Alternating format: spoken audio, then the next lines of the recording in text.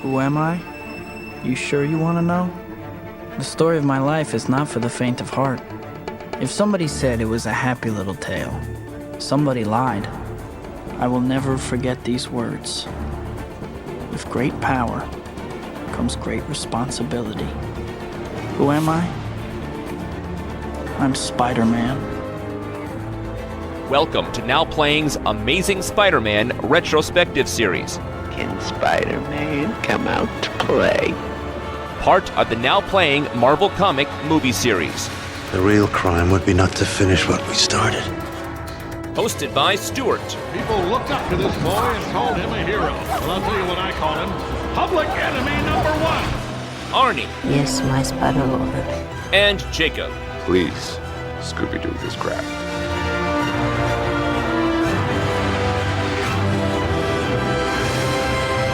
Ooh, my spider sense is tingling. If you know what I'm talking about. But if your spider sense is tingling, it's because this podcast will have detailed plot spoilers and mild language. So listener discretion is advised. We're gonna have a hell of a time. Go get him, Tiger.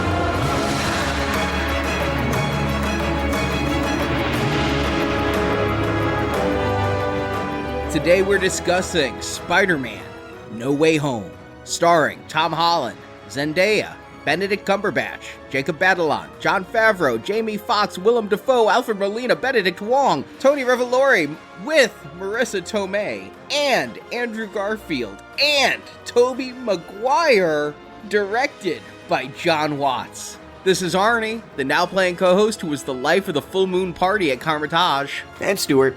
And this is Jacob, the co-host you can always recognize because I dress as a cool youth pastor. You do, and you know what? That look works for you.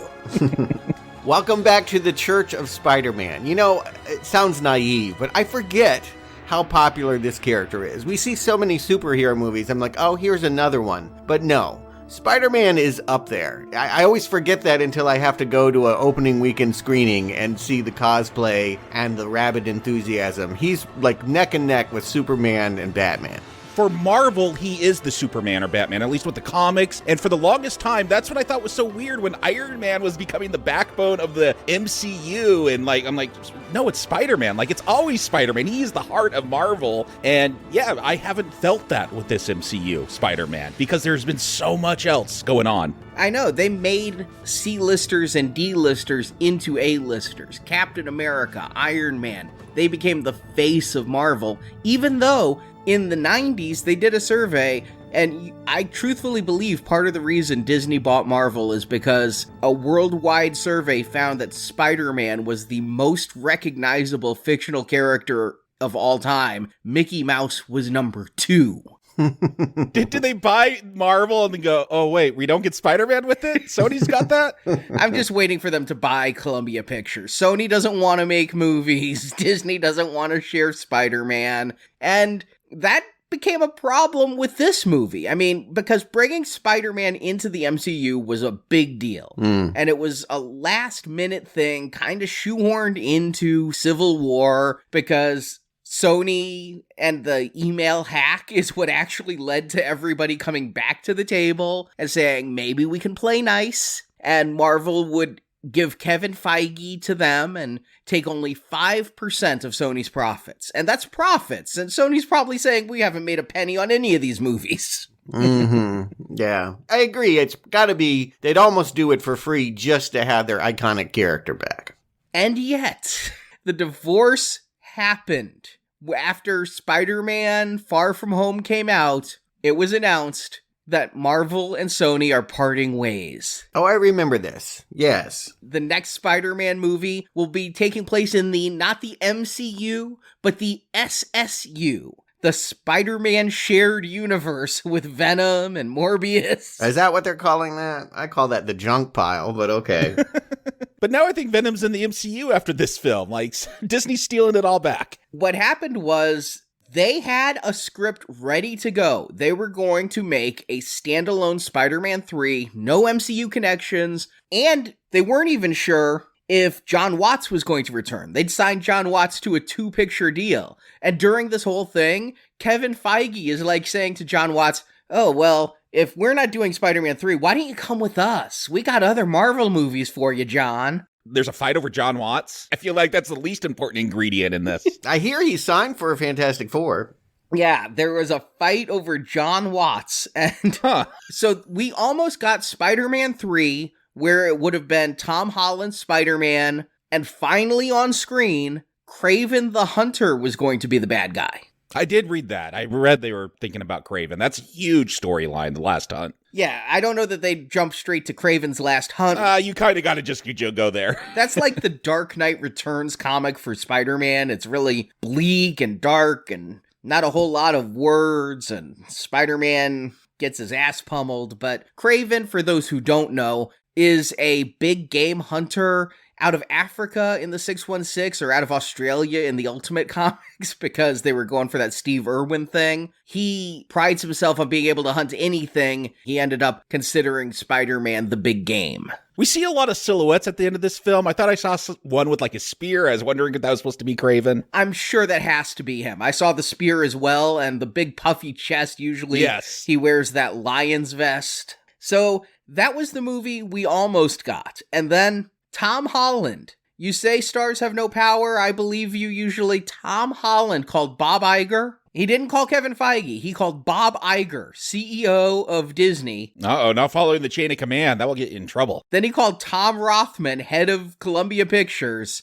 and he gave them a pitch about what he felt he had to offer both universes. And the way Tom describes it is, it's like the parents are getting a divorce and the kid is trying to make them stay together. Real Parent Trap situation here. His argument was sufficient where it got all parties back to the table. Because what happened was Disney didn't want to give up so much of Feige. They said, if you want Feige on your pictures, we now want 25% of your money. But somehow they came to a deal that would involve Venom and involve Morbius in ways that I still don't understand even after seeing this movie. I went to an Ace Comic-Con about a week after this was announced, and Tom Holland was pretty shy about saying anything, but I actually met Tom Holland briefly, and I shook his hand and I said, thank you. Thank you for making the call to Disney and Sony. Thank you for keeping this together. Was he responsible for just keeping Spidey in the MCU, or did he come up with the idea for a reunion? He's just responsible for keeping Spider-Man in the MCU. Okay. And this was apparently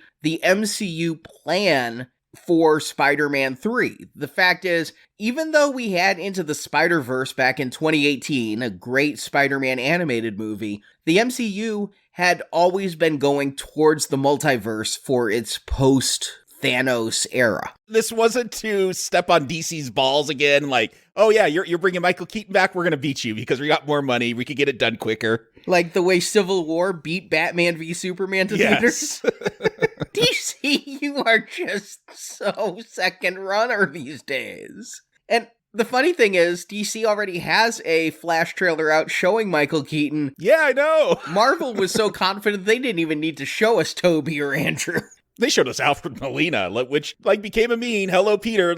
That was how my girls knew this movie, because of that meme. You say that, but I guess I was living under a rock all this time. I didn't really see a whole lot about this movie. I knew that, yes, the multiverse is the big theme of where everything is headed.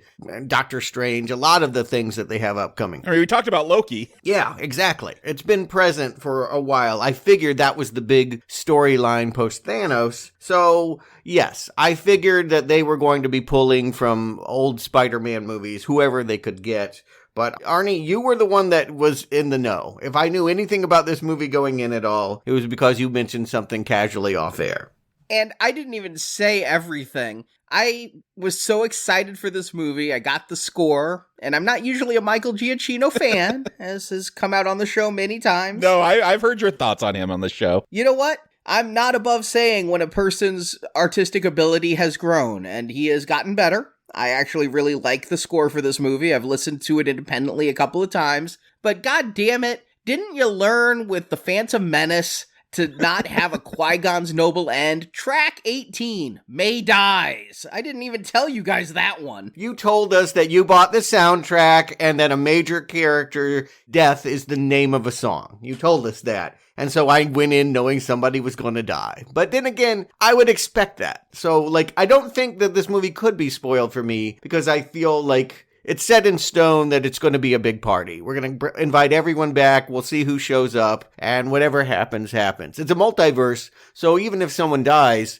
that can be erased, right? Yeah, and they never said Toby and Andrew were coming back, but I felt like everyone knew that, and I feel like we wouldn't be able to record right now because there would be riots going on, power outages if they didn't. Like, I've never seen the cult of no spoilers as strong as this film, but at the same time, like, everyone kind of knew what was going to happen.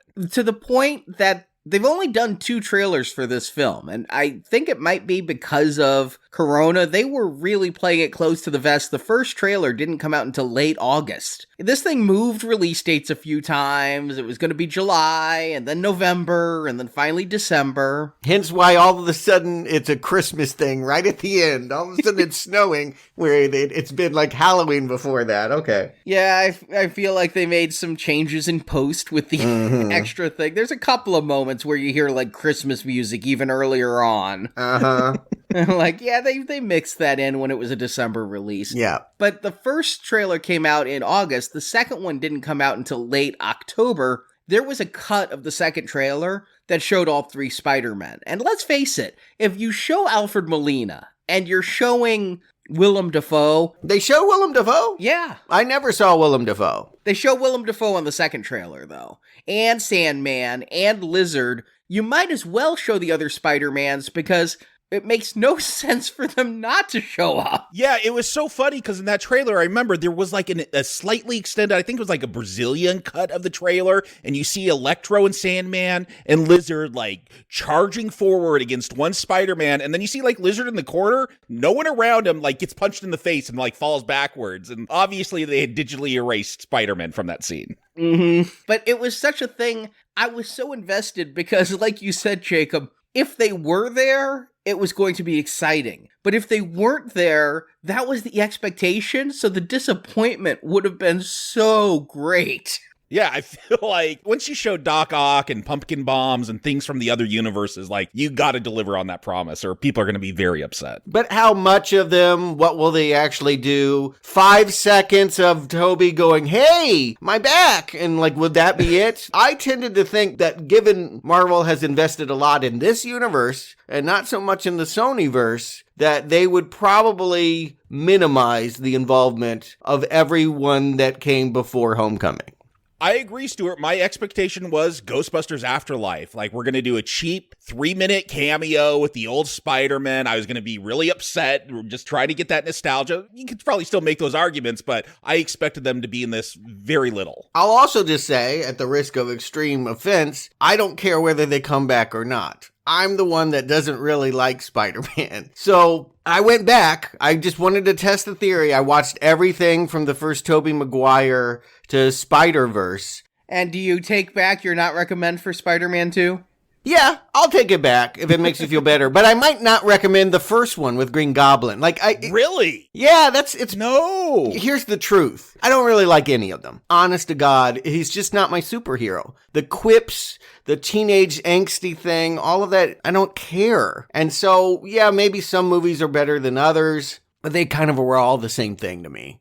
And the only one I genuinely, truly enjoy, would turn it on right now and have a good time, is that animated film. Oh, yeah, of course. Like, that's so much better. I think we all rewatched these. I had a very different reaction, Stuart, because I always said, like, I'm not a Spider-Man guy. I don't get why people like him. And I don't know, maybe I'm older and, like, I could feel his sadness more or something as I rewatched all these, but I connected with Spider-Man as a character more. The thing is, he's not Tony Stark. He's not rich. He's a kid, and he's got to save the world, and that causes him to ignore everyone. Like, I really got into those moments. So my opinions of the Maguire ones more or less stayed the same. I will say I would flip my arrow on Amazing Spider-Man 1. Like, I really enjoyed that one. I really enjoyed Garfield just all the way more around than Maguire or Holland. I think they all bring their own unique thing, but that's the one I had a big flip on, was the Amazing Spider-Man, but more or less my opinions remain the same on all of them. What I liked about Spider-Man 2 was the relationship he had with Doc Ock. That became more clear watching it again.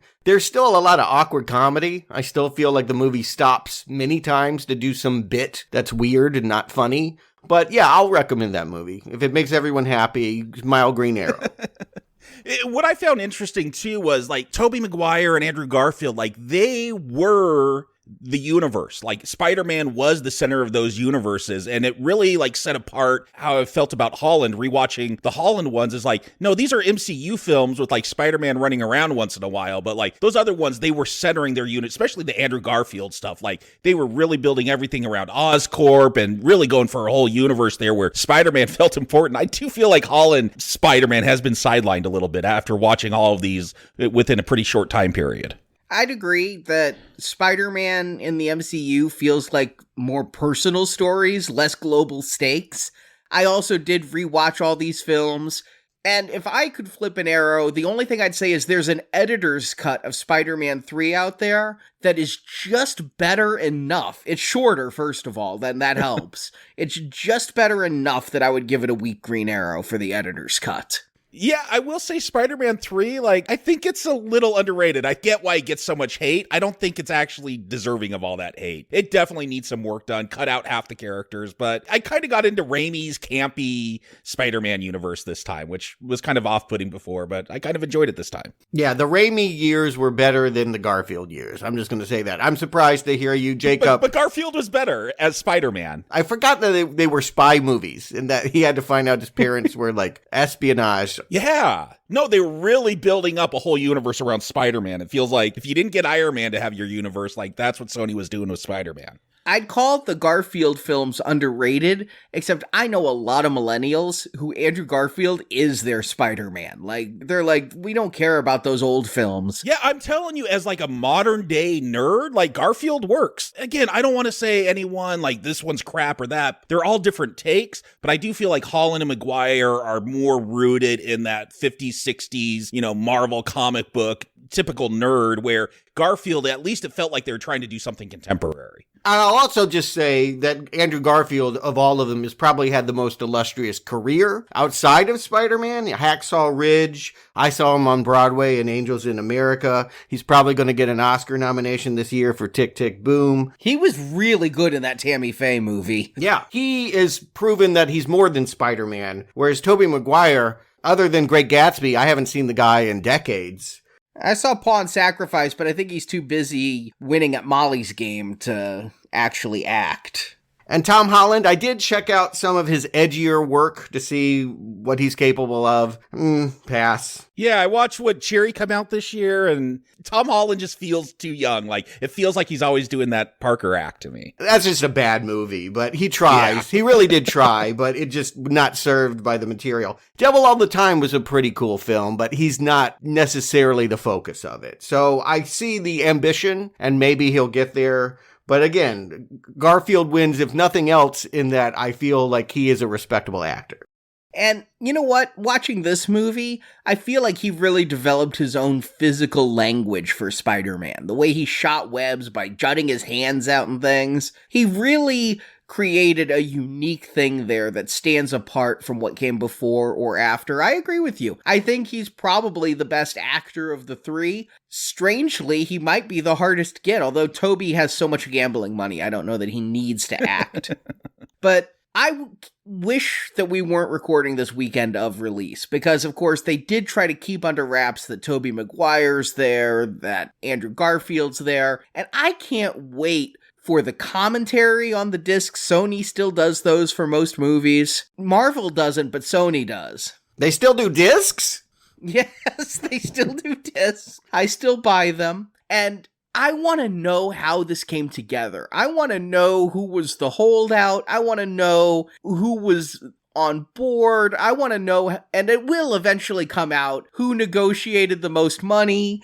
Yeah, let's get real. Who did they have to drop the money bomb on to say, get back here? Like, probably someone we wouldn't expect. It's probably like the biggest one was Jamie Foxx or something, like these actors and their play and pay deals. Who knows? But I can imagine Jamie Foxx being very expensive. Rhys Ifans took the bank. That's what it was. They just had to have the lizard back. Yeah, you didn't even need him. You could just keep him the lizard the whole time. Yeah, I feel like he's barely in this anyway. I don't even think Thomas Hayden Church showed up on set, literally. He was CGI the whole time, right? Even when he was human, I'm pretty sure that was CGI. Yeah, they made him look like he did 20 years ago. I don't think that was without CGI magic. Yeah, he really bulked up and slimmed down for that Spider-Man 3 role. I think they just decided, we don't need him on set versus him attempting to... Yeah, bring him into a voice booth, we'll get his voice, and that's it. But what I do know is that Tom Holland said that this script was all or nothing when it came to casting, and immediately before they started filming, quote, several other key actors had yet to sign on. Mm-hmm. Could you imagine being halfway through this and being like, well, we don't got Toby. I guess we just move ahead. Yeah, only Garfield came through the portal, not Toby. You could do it, but I agree. There's something about the fact that it's going to go through all the Spider-Man movies people love. They didn't get the guy from the 70s TV movies. Nicholas Hammond was available, he said. I was wondering if I missed him, like, in the background of some shot. They could have gone with other people, voice actors from cartoons. Whoever's on Electric Company. I mean... There have been other Spider-Man. Turn Off the Dark. I'm sure that actor would love some attention. Hey, Reeve Carney is actually working pretty hard these days. I'm glad. I take nothing away from him. He was in a ridiculous spectacle on Broadway, but it's no reflection on his talent. My point is, the ones that really mean something, I think, to most movie-going audiences are the ones they were able to get back. And because of that, it's, changed the movie we probably would have gotten if they weren't here. And one of the biggest movies of all time, not just the biggest pandemic movie. This film on Thursday night, which is when I went to see it, I went 3 o'clock in the afternoon on Thursday. This movie on Thursday night made $50 million. Yeah, number 3 Thursday opening after The Force Awakens and Endgame, I believe. And that's all time. That's not just pandemic. Endgame got 60 million. Force Awakens, 57 million. In the middle of Omicron, Spider-Man got 50 million. We know why there's going to be a spike in 2 weeks. It's Spider-Man's fault. To put it in perspective, since the pandemic, the second highest grossing film for a Thursday is Black Widow with 13 million. Yeah, remember how happy they were with Black Widow making 60 million for an entire weekend? They did that in almost a day. But again, you have to respect the fact that Spider-Man is something special that goes beyond the usual superhero stuff. And he's been going for a long time. We have generations of Spider-Men to talk about, so it can bring all ages. I've been in some crowded movie theaters this fall. I mean, Dune was packed, but I hadn't been in anything like this. Yeah, the throng of people at 4 o'clock on a Thursday in IMAX, it was big. You could feel it. And they were vocal. More than the fact that they showed up. They were cheering. They let me know the big moments. They told me things were significant when I was like, what's going on? When a blind guy showed up, like, you're like, oh, I guess he's someone. Everyone's cheering. Yeah, there's definitely things you guys are going to have to explain to me. But it was fun to be in an enthusiastic big crowd. I had cosplayers.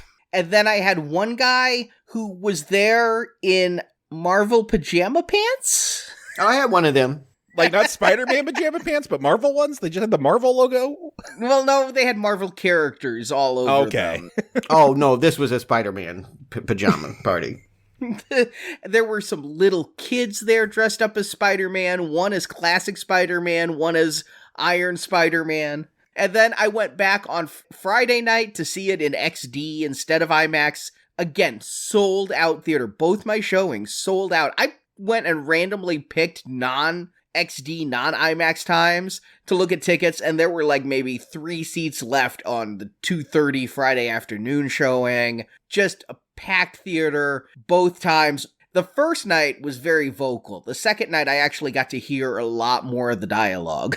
I went and looked on the apps because I went to the drive-in. I got there an hour early because I was afraid it was going to be packed, and it was. And even though, like, it's been raining out here, people chanced it. Like, we're going to go see Spider-Man, even though it might be canceled. But I did look at my apps where you could buy tickets online, and yeah, unless you wanted to sit in the 2 front rows, like, it was sold out everywhere.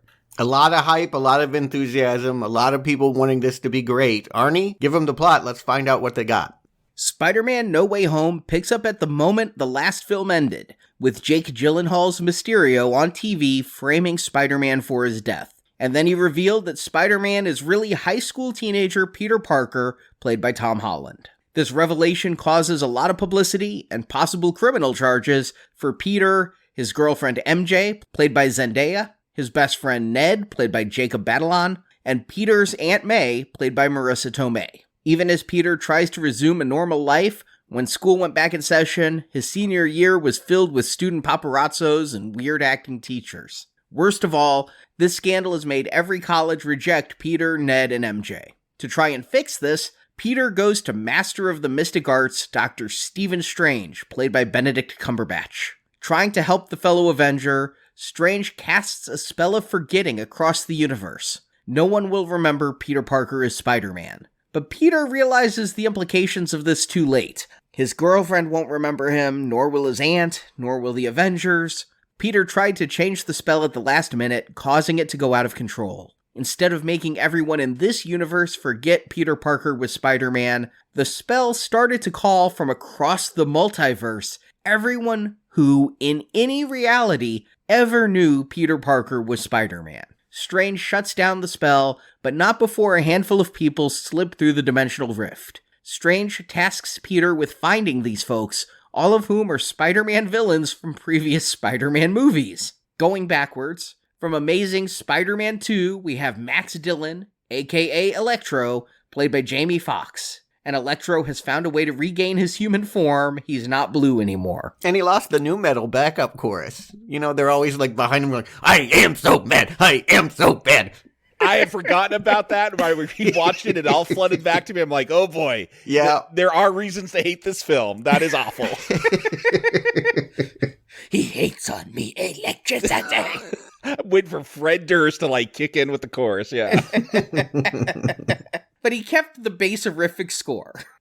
From Amazing Spider-Man 1, we have Dr. Kurt Connors in his CGI lizard form, played by Rhys Ifans. From Sam Raimi's Spider-Man 3 is the Sandman, Flint Marko, played by Thomas Hayden Church. From Spider-Man 2 is Dr. Otto Octavius, also known as Dr. Octopus, played by Alfred Molina.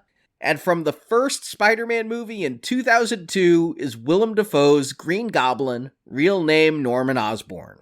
Peter captures all these baddies and brings them to Doctor Strange, who prepares a spell to send them all back to the original time and place from whence they came. But Peter realizes that several of them came from the moment before their death, and to send them back is to doom them. Strange is fine with it, so Peter and Strange fight, with Peter trapping Strange in the mirror dimension. Peter believes if he can cure these people, remove their superpowers, then sending them back may let them live. Helping Peter with this science experiment is Norman Osborn. His split personality has the Goblin suppressed, and kindly Norman is helping Peter develop the tech needed to depower Electro and put a new control chip on Doc Ock's arms. When it comes time to cure Osborn, however, the Green Goblin personality emerges. He frees Electro, kills Aunt May, and flies off. Peter disappears, mourning the death of his aunt. Ned and MJ use Doctor Strange's sling ring to magically search for Peter Parker, and they find him, but not the one they're searching for. Also through the interdimensional crack came Spider-Man, played by Andrew Garfield, and Spider-Man, played by Tobey Maguire. Those Spider-Men, along with Ned and MJ, help the MCU Peter pull himself together. Then the three science whiz superheroes develop cures for the 5 bad guys. The MCU Peter goes on TV telling the bad guys to meet him at the Statue of Liberty or he'll send them home to die. The 5 bad guys come and it takes a little while for the 3 Spider-Mans to work as a team, but they do and cure all the bad guys. But in the process, the box that kept the original malfunctioning spell contained was broken. An infinite number of beings are now coming into the MCU. Peter tells Doctor Strange, who's back from the mirror dimension, to do a spell that will fix all of this. A spell that will make absolutely everyone forget Peter Parker. That spell sends all the bad guys and the other 2 Spider-Men back to their original universes. But now Peter is completely alone. Ned doesn't remember his best friend. MJ doesn't remember the young man she loved. Peter decides not to tell them who he is and instead gets his own apartment and patrols the streets of New York City as Spider-Man as credits roll. To a scene of drunk Eddie Brock, played by Tom Hardy in Mexico. You may remember at the end of the second Venom movie, Eddie and Venom were brought into the MCU. Yeah, when it's set up for Venom to be in this film. Well, now Eddie is learning about how this universe is filled with superpowered beings. And no sooner does he learn who the Hulk is than he's teleported right back out of the MCU. That didn't last long. Though a small amount of symbiote goo was left behind. And then we see a trailer for Doctor Strange and the Multiverse of Madness, ironically directed by Sam Raimi, implying this movie's actions will have far-reaching consequences as credits end. So, before we get into it, just real quick off the top, 5 villains? It's the Sinister Six. Could they not have squeezed one more in? Yeah, I was wondering the same thing. I guess we'll talk about the rules of who gets to come to this universe, but I knew there was New Goblin, James Franco, like taking over Green Goblin. I was expecting him to maybe show up at the last minute. I couldn't remember if he died or not, but there was that Topher Grace Venom. Like, he died, I think, maybe? I don't know. Come on, people. The Rhino! We want the Rhino! Yes! No, they could have brought, like, just some random villain back and, like, been, yeah, Spider-Man killed him, too. They said the rules were people who knew Peter Parker was Spider-Man. So we knew Norman Osborn knew. He found out at that Thanksgiving dinner. Harry found out in Spider-Man 2, so Harry could have come. Dr. Octopus found out. Sandman kind of found out, but never really knew who Peter Parker was, but he did go, I'm sorry for killing your uncle, so that'll count. Topher Grace should have been here, because he knew who Peter Parker was. What if we had Venom versus Venom at the end of, like, that would have been amazing. Whereas Electro, I went back and rewatched Amazing Spider-Man 2 again. Electro never knew who Peter Parker was. Yeah. And the Rhino never knew who Peter Parker was either. But the thing is, like, we're going to learn that Toby and Andrew have been Spider-Man, like, past those films. They're not going to give us any details, but they could have just, bring in some D-list, bring in the Chameleon or something. I think the movie's plenty stacked, and I think this movie's stacked with nostalgia. You don't want to bring in new elements, new villains. This is a reunion show, a callback to see how everyone's doing, if they can still fit into the suit, and how much CGI is it going to take to make this work. Stuart, you really underestimate how much nerds wanted the Sinister Six. I guess so. And also, I get it. We're getting people from the previous movies back, but isn't it convenient that the only Spider-Mans and the only villains who make it through that interdimensional rift are the ones who were in previous movies? Not a single Spider-Ham, not a single... I know, I wanted Nick Cage, live action Nick Cage dressed up as Spider-Man Noir. Like, give it to me. Maybe we'll get another one of these. I was actually kind of surprised there wasn't some surprise like that because, again, I saw that trailer. I'm like, okay, everyone's coming back because Strange does something. Like, I kind of figured out the basics of the plot. Like, I thought there had to be some kind of surprise. You know what they should have done? I swear to God, they should have done this. John Malkovich is the Vulture. Oh, God. He was hired to be Raimi's Spider-Man 4 villain. They should have just done that. Yeah, it would have just been confusing. I mean, you're saying they should have made it for extreme nerds that would geek out about that stuff. And I think that you got to remember mass audiences. No, Stuart, this is made for extreme nerds because I saw this with my family. My girls were really disappointed when it started because they're like, oh, we thought we were seeing a Spider-Verse film. You keep talking about how all the Spider-Men are showing up. They thought they were going to go see Spider-Verse 2, which the trailer just dropped for that, but and then, like, the whole time, they're like, why is there a blind lawyer? Why is Willem Dafoe in this? Like, because they haven't seen any of those other films. Like, this is for nerds. Well, it is definitely for people that have nostalgia and have seen Spider-Man throughout the years. But I also think that it's not about new ideas. The surprise is, the one thing I definitely thought that they would get more into than they do here is the ramifications of messing with the multiverse. They're saving all of that stuff for another movie. This is a movie about looking backwards, not looking forwards.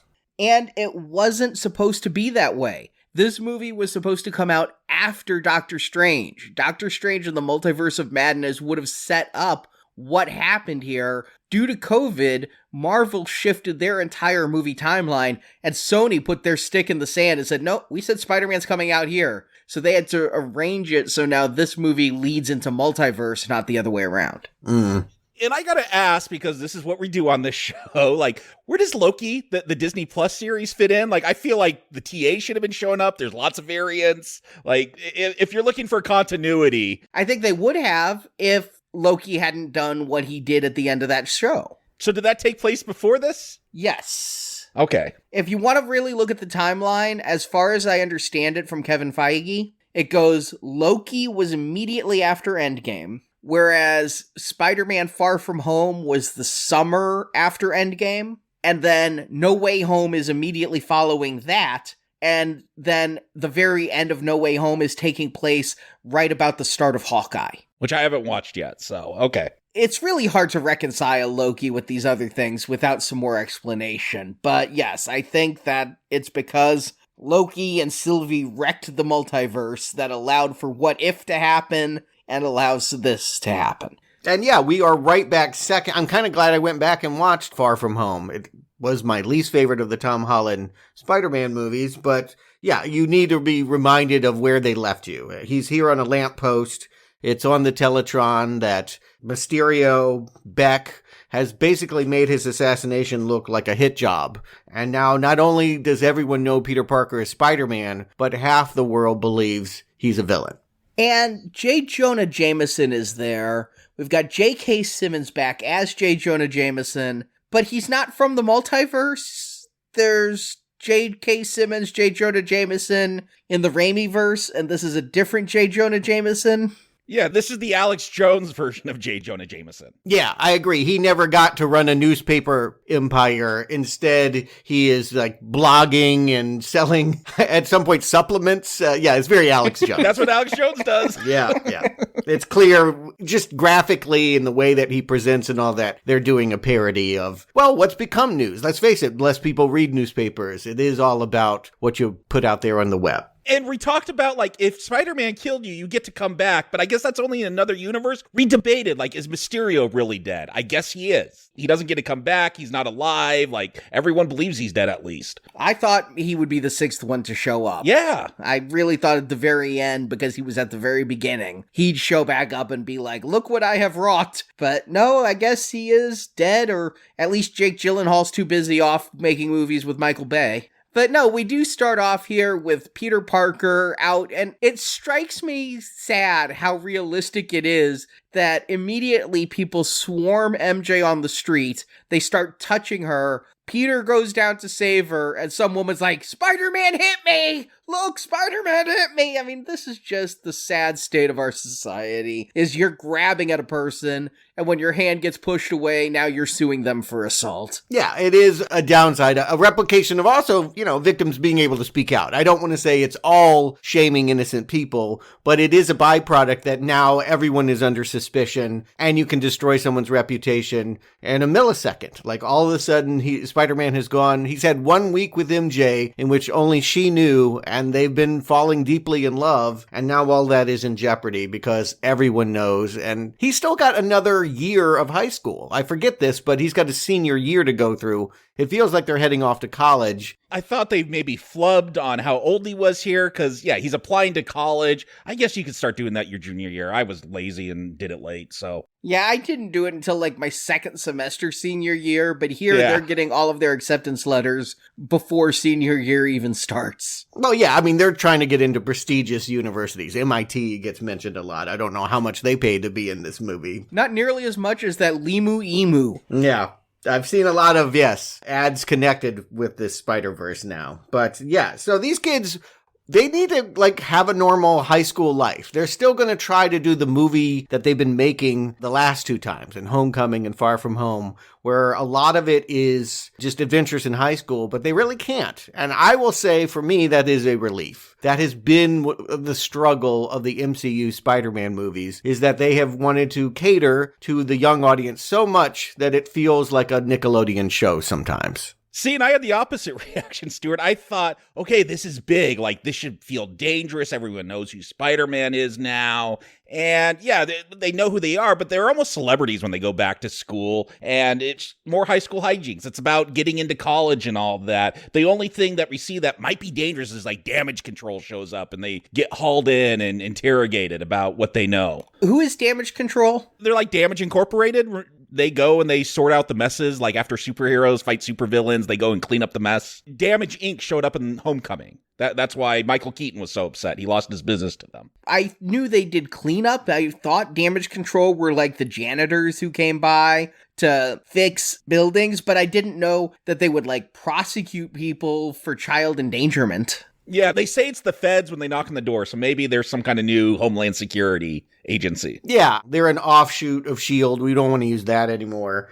And Spider-Man is in legal jeopardy, which gets cleared because I am vaguely aware there is a Daredevil show on Netflix, and this was the first crowd cheer reaction. When we see them cut to his blind lawyer, Matt Murdock, everyone in the theater was super jazzed. I mean, you remember Ben Affleck as Daredevil, don't you, Stuart? Like, Matt Murdock? Vague.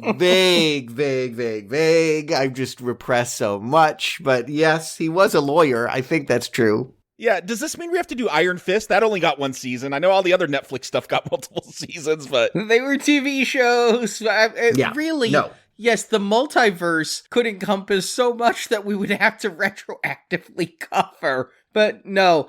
You know, I liked Netflix's Daredevil Season 1. Vincent D'Onofrio was the best part of it. Oh, he's great in it, yeah. Charlie Cox was good. I mean, people are excited for Charlie Cox because there's that hallway scene. I feel like that's why people love that version of Daredevil, because there's a great hallway scene fight in that first season. He played it well. I like him, but I'm not hopelessly devoted to Charlie Cox, so that people got so excited when he showed up, and I'm like, the only thing that excites me is the thought of a Daredevil Spider-Man team up. Oh, there you go. And I knew this wasn't going to be the movie. Yeah, I didn't know whether he would be involved or not, but it feels right that, yes, in the end, a subtle acknowledgement about what Netflix did. Yes, you can watch it. It feels like the MCU is like choosing who counts and who doesn't. And they're like, okay, you can watch this. Their own S.H.I.E.L.D. TV show doesn't count, but Netflix does? I agree with that. Have you seen The Shield? I agree with it too. Nope, I never watched it. I watched 2 episodes. Ugh. But are they implicitly accepting Iron Fist if they accept Daredevil? That's what I'm saying. Yeah. No, I didn't see Iron Fist in this movie. Again, pick and choose. We will decide step by step. I mean, Charlie Cox teamed up with Iron Fist. They all became the Defenders on Netflix. Yeah, we're not saying that, though. Again, like, you're making the case that by association, 6 degrees, it all counts, and I do not feel that's happening. They're saying, okay, we'll let Daredevil into this club, and he has just a funny bit here, catching a brick coming through the window, because again, Peter's whole life now is divided between lovers and haters. Everywhere he goes, intense emotional reactions. That's the court of public opinion that Matt Murdock can't get him out of. They basically just say, oh yeah, you don't owe anybody any money, but guess what? This is the rest of your life. And so Charlie Cox has a cameo here. Everybody else who's coming back has a role, but Charlie Cox is in here as a cameo. But something is said in Charlie Cox's scene when he turns to Happy Hogan. We got Jon Favreau back as Tony Stark's forehead of security. Yeah, May's breaking up with him. Hasn't worked out. And he says to Happy, we know you're loyal to Tony, but there's missing equipment at Stark Industries. You need a good lawyer. Okay. So that's the Fabricator. Yeah, we're going to find some equipment. Fabricator and Dummy the drone are at Happy's place, but we never really find out why he's stealing equipment, why he needs a lawyer. If there was such thing as a fabricator, I'd be hella stealing that. Like, yeah, you can make anything you want. Yeah, give it to me. You know, employees take things, like I've come home with a few pins, like this is the version of that. If you work at Stark, you end up with a robot arm. I mean, I do need a ream of paper sometimes to print stuff at home, so I take one from work. I'm just saying. I think a fabricator's nothing but a high-tech 3D printer. Yeah. Yeah, I missed that line, Arnie, but yeah, I don't think they're implying anything too malevolent about Happy, other than he's going to provide a solution for Peter once we get into this plot. Yeah, they can't stay at their apartments anymore, so they go and stay at Happy's, which is awkward because Aunt May did just dump him after their summer fling. Yeah, he's with a CPAP machine in the recliner while she takes his bed, and comedy. I think that's what this Happy basically has always existed as, comic relief, something diverting. And you mentioned how you were glad that there were no high school hijinks, and the first half hour of this film is the closest they'll come to flirting with that, and the real analog I have here is like the Harry Potter books and movies. I remember reading Harry Potter, and each book was supposed to be 1 year of his schooling, and then I felt really ripped off because the final book was supposed to be his senior year, and like school closed down and it all became a big wizard war. And I'm like, wait, we're supposed to be in school. That's what you were promising us. You're the only kid that would rather be in class than fighting a wizard war. Okay. And so here we've got a similar thing going on. We thought we were going to have a year of Spider-Man for sophomore, junior, and senior years of high school. I definitely did. Yeah. I think that's what they promised us, is that 3 movies, and at the end he would graduate from high school. And so here, when he's going back to school, I expect more of that. But I notice a lot of the classmates who were in both first 2 movies are missing. You've got Flash back to make a couple of dumb jokes about how he's Peter Parker's best friend, and they've got Betty Brant back as the school reporter. But she doesn't have her co-host that she always had in those other films. No, but she does have a TikTok channel where she's playing a Daily Bugle intern, so there is that. And Coach Wilson, I had to laugh that Hannibal Buress is part of the conspiracy theorists that think that was great. Peter did it. Keep in mind, Hannibal Buress plays a role in the public assassination of Cosby. Yes, he made the joke that caused that whole investigation. Oh, I did not know that. Oh, yeah. Yeah. It's all because of Hannibal. Yeah, so it's a weird meta thing that here he is trying to take out Peter as well. Suspicious. Meanwhile, BJ Smoove has got the whole trophy case pimped out with, like, our local superhero. I want to tout that this school has produced Spider-Man. Again, intense reactions on both sides, and that would be overwhelming. I think the only reason we really go back here is that they need to establish that Peter needs his get away from everything place. They did that in the other movies with the Empire State Building or the Chrysler Building, and they've suddenly got to just retroactively put in here, oh, Peter loves to come to the roof. I don't think that happened in the previous 2 movies. No. Yeah, this makes no sense to me that later on they're going to be like, where does he go when he needs to get away from it? Who goes to school when they need to decompress? Nobody. No. And he's only here because his school is mobbed with people that everywhere he walks in the halls, they're shoving their cell phones in his face. So here's where he can almost kiss MJ. They kissed already. Like, it's worth pointing out. They're in a committed relationship, but Ned is butting in as the third wheel. I think the biggest relationship development is Flash. Like, he likes Peter now because he's Spider-Man. Yeah. Jacob Batalon, Ned, good on him. He's lost over 100 pounds since No Way Home. But I think they had to CGI fatten him up for the scenes that took place right after No Way Home. It's only when he comes out on the roof that he's a lot thinner. Mm-hmm. All the stress, right? And again, the joke is that MJ and Ned are connected enough with Peter that it hurts them. They won't get into MIT, whereas Flash, who's pretending to be the friend, does get in. Like, that's how you know whether you really were Peter's friend or not, whether MIT thinks you're an embarrassment. I guess I'm a friend of Peter. I didn't get into MIT. Yeah, right. Well, I mean, I also didn't apply, so. This is supposed to be, I think, November at this point, because the connection Peter's going to make is MJ has a job at a donut shop, and how is that not Dunkin'? It looked like it. I think that they might have even had in the works, along with Limu Emu and all the other things that they were going to use to promote this in advertisements. Yeah, Dunkin' Donuts. There had to be a spider donut in the works. Sad, don't get that. But instead, it's just a random New York donut place. And I don't remember her working here before. Nope. But now she's got to take down the Halloween decorations after she opens the letter that says she's not going to her dream school. And it is kind of funny that the male witch in the Halloween decorations does look like Doctor Strange, because he does have a stereotypical look. Isn't that Dracula? I thought those were vampires. Oh, is that? Oh, I thought it was a witch. The hat. It's got a hat, yeah. Dracula's not really known for headgear. I don't remember a hat. I was looking at the string of lights of vampires. No, that was a string of lights. I thought it was of male witches because they all have little pointy hats on. I thought it was witches, yeah. Oh, okay. I only saw this movie once, and so I will defer to you if that was witch lights and not Dracula lights. But the point is that, yes, suddenly we're thinking about spooky and horrific elements of the MCU, and that's going to lead Peter to the Sanctum Sanctorum. And we're going through a lot of content quickly. We are only 20 minutes into this movie when Doctor Strange shows up.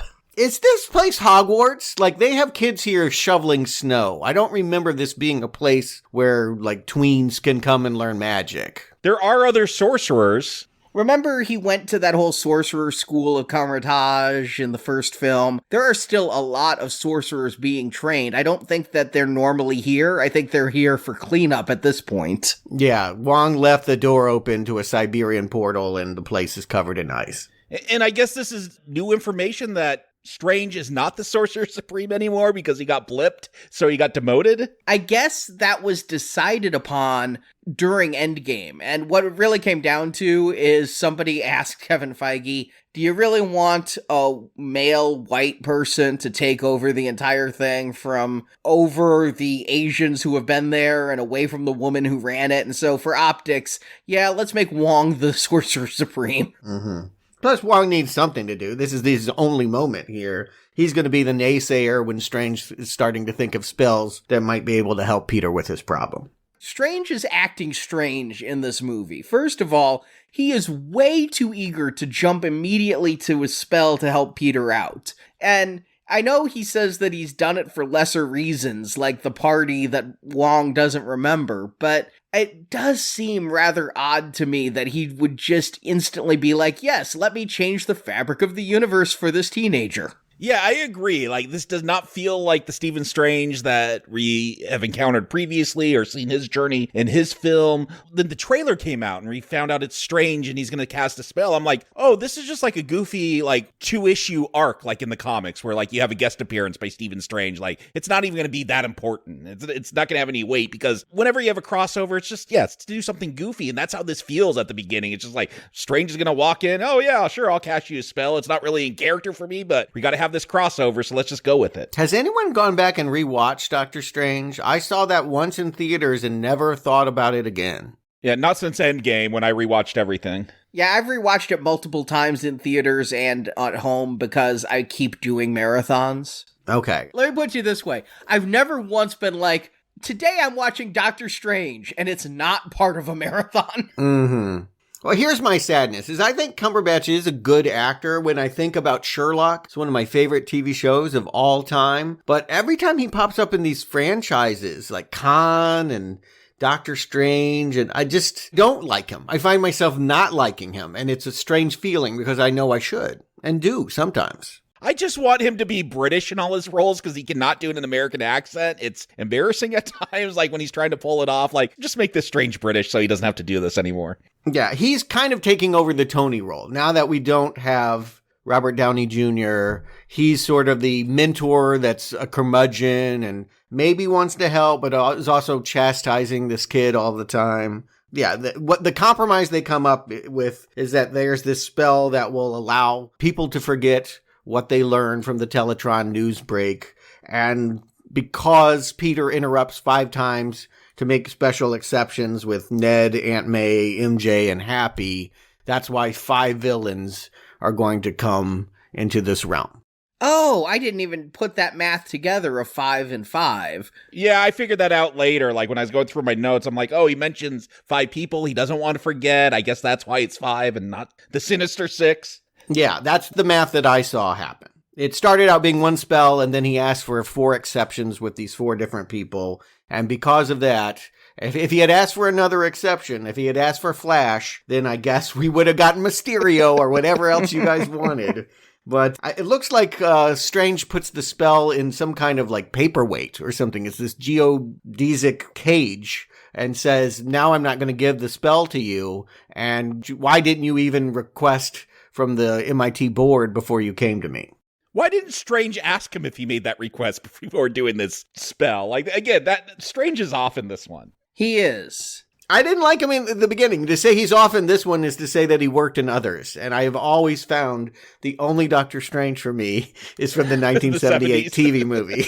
Well, I'll say this one feels inconsistent to the Strange we've seen in the MCU. His actions are illogical, and that's going to continue. And I saw some rumors ahead of time. Apparently, the way they framed certain shots of Doctor Strange next to a fireplace and everything is identical to some comic panels of Mephisto. We talked about Mephisto. This is the Mephisto, like, storyline. Like, that's what I couldn't believe. I'm like, oh, they're doing Mephisto, but it's Strange instead. Who's Mephisto again? Just to explain to the layperson or to Stuart. Yeah.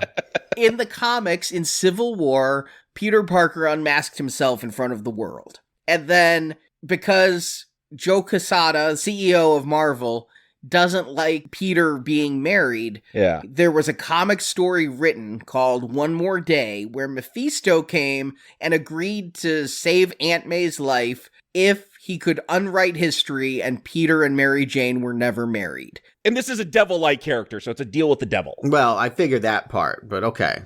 So Mephisto is who actually made everybody forget that Peter Parker was Spider-Man, even though then in the new reality, what everybody thinks is it was Doctor Strange who did it.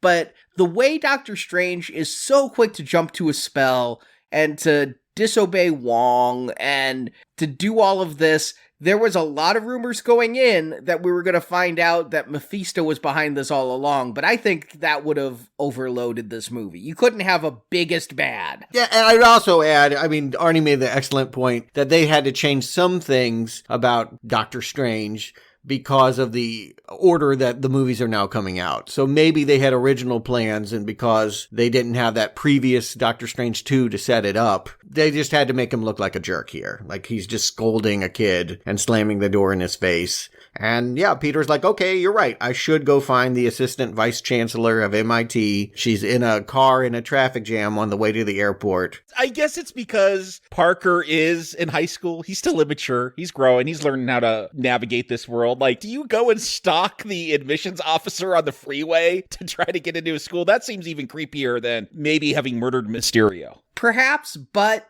this is a very extenuating circumstance. He was not refused admission to MIT because of his grades, because of his lack of extracurricular activities. It was simply because he's basically like Amy Fisher, right? He's all over the news, and so nobody wants to touch him. And so I think in this kind of scenario, and you're a superhero, and people wanted to touch Amy Fisher, just saying. Joey Buttafuoco, for example.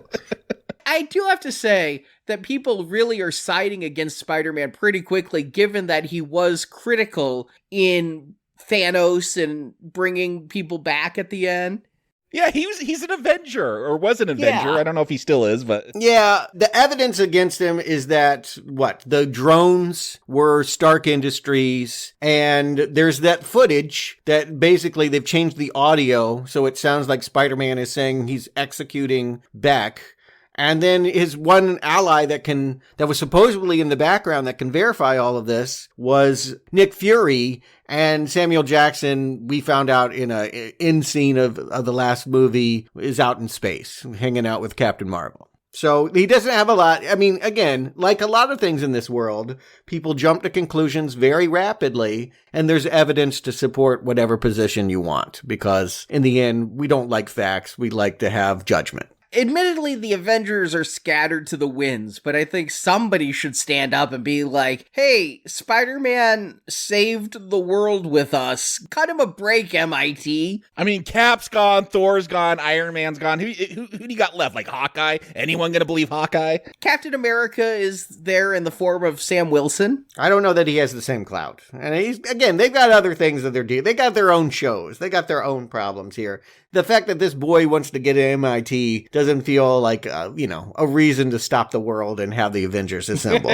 All right. You got a point there. And I don't think he's doing it just for himself. I mean, what's kind of sweet is he's really feeling more guilt about denying Ned and MJ their opportunities. Oh, yeah. I definitely feel like he would give up his seat at MIT if MJ and Ned could get in. Like, totally. Yeah. In fact, when he's having this conversation, after he's going to save her from falling off a bridge, the lady from MIT says, I'll talk to admissions about you and your friends. And he's like, no, not me. I'm not doing this for me. I'm doing this for my friends. So, yeah, that's what we're supposed to play here is he's not being selfish. He's being selfless. He will take the hit of not going to MIT, but he wants his friends to get in. And they apparently will because not because of anything Peter does, but because at this moment, Dr. Otto Octavius shows up and decides to start a rampage on a bridge. So they're not drawn to Peter Parker somehow, right? Because I'm trying to figure out why Green Goblin shows up and Doc Ock shows up right here, but... I think so. The way I take it is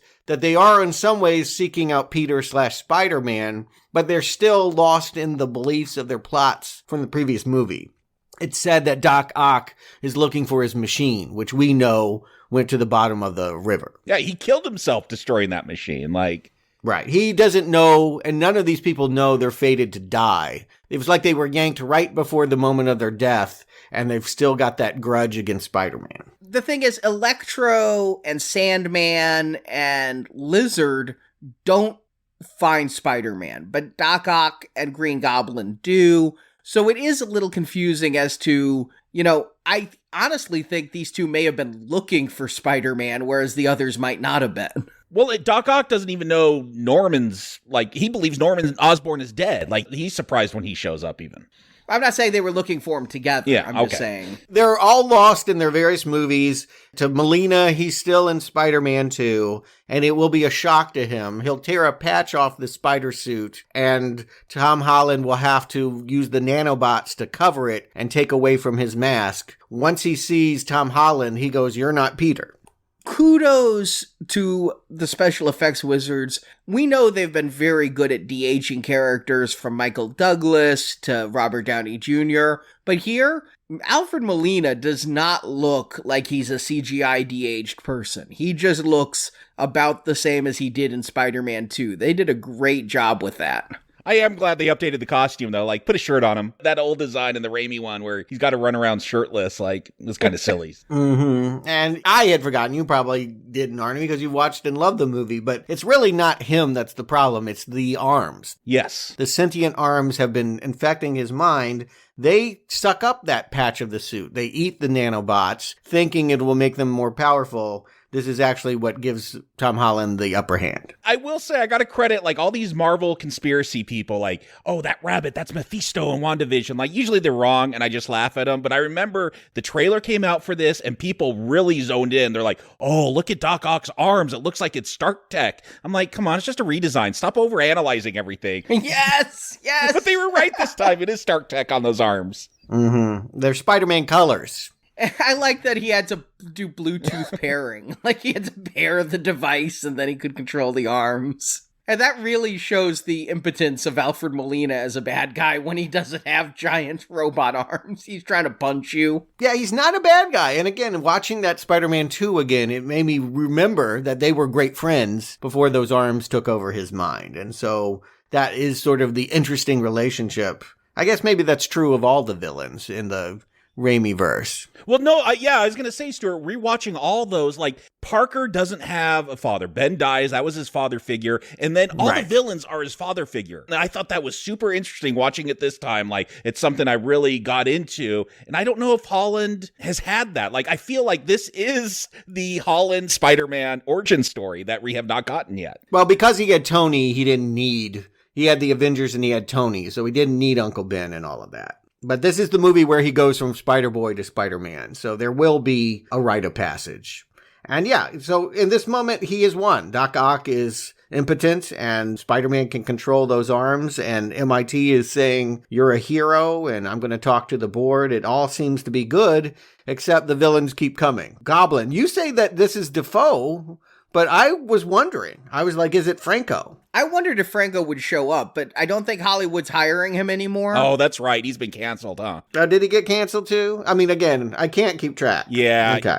All right. This is the story now. Yes. But I did wonder if he might show up or not. I think it is just a little too hot button to bring into this movie. But before a good fight can break out, which I was expecting here, Doctor Strange teleports Peter home, and Doctor Strange has been out fishing on his own. He's got a lizard. Yeah, nobody cares about Lizard, right? Ricey Fonz? Does that actor even show up? I feel like he's Lizard the entire time. Yeah, this pathetic. And again, a real problem I had with Amazing Spider-Man, the first one. Yeah, that is the problem with that Amazing Spider-Man. It's almost great, but it's got an awful villain. They have turned him into comic relief now, though. Yeah. He's like They're making jokes about, I can help you by turning me into a lizard. Maybe. I mean, they even make a joke that he could talk. Like, yeah, it's a talking lizard. And I guess he did talk before in lizard form. Yeah, but I think that they've embraced the ridiculousness of the lizard. And Rhys Ifans, maybe they didn't want to pay him for a full on-set appearance. Maybe he was busy, but he's going to be in lizard form for 99.9% of his screen time. No, I think he probably was here with dots on him. I mean, I'm imagining that's him giving the CGI performance. Oh, it doesn't even look like a mocap performance to me. No, it doesn't to me either. And if you think about that scene when you finally see him in human form at the end, he's not in frame with anyone. You're not even getting a full body shot. You're getting this angelic close-up only of his face. I don't think he was there. I think he was in a sound booth. And whether he's here or not, I don't want him. Like, the lizard, I'm glad he's already caught. I'm glad that we don't have to have a big battle to get him imprisoned.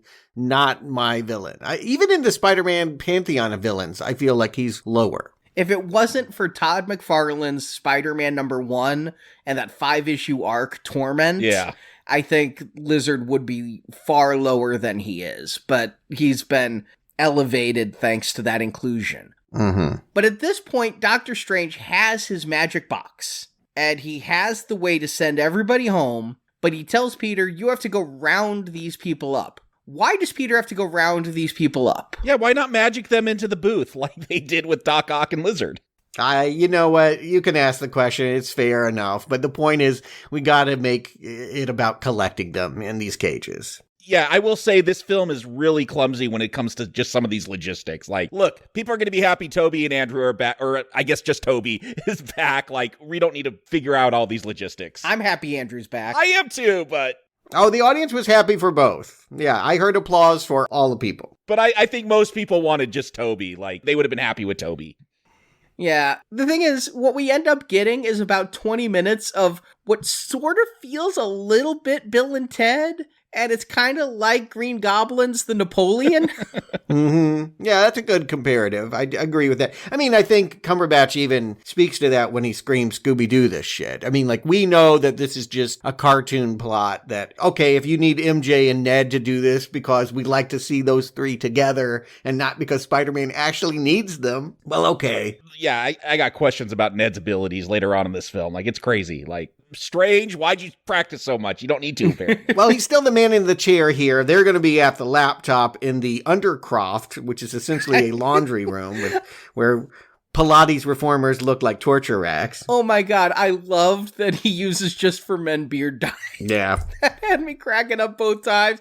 And that Ned is so excited to be in the Undercroft when, you know, the laundry machine is buzzing. Mm-hmm. There's one of those old exercise bikes that has the fan blades on it. Yeah. Meanwhile, there's a rumor that somebody has attacked a research facility on the outskirts of New York, and Octavius knows that's Norman. And so Spider-Man goes to check it out. I should have seen this setup coming. He's webbing on giant power lines. But I just wasn't even thinking about Jamie Foxx. I didn't know he was coming back in this. Really? He was in the trailer, but you don't watch the trailers. I was not into this movie. If I saw the trailer, I was looking at other things. I wasn't feeling this movie. I mean, he's pretty prominent in the trailer. You must have really been, like, looking down at your phone or something. I really was. Or I just forgot what I saw in the trailer because it wasn't important to try and anticipate what was going to happen in this movie.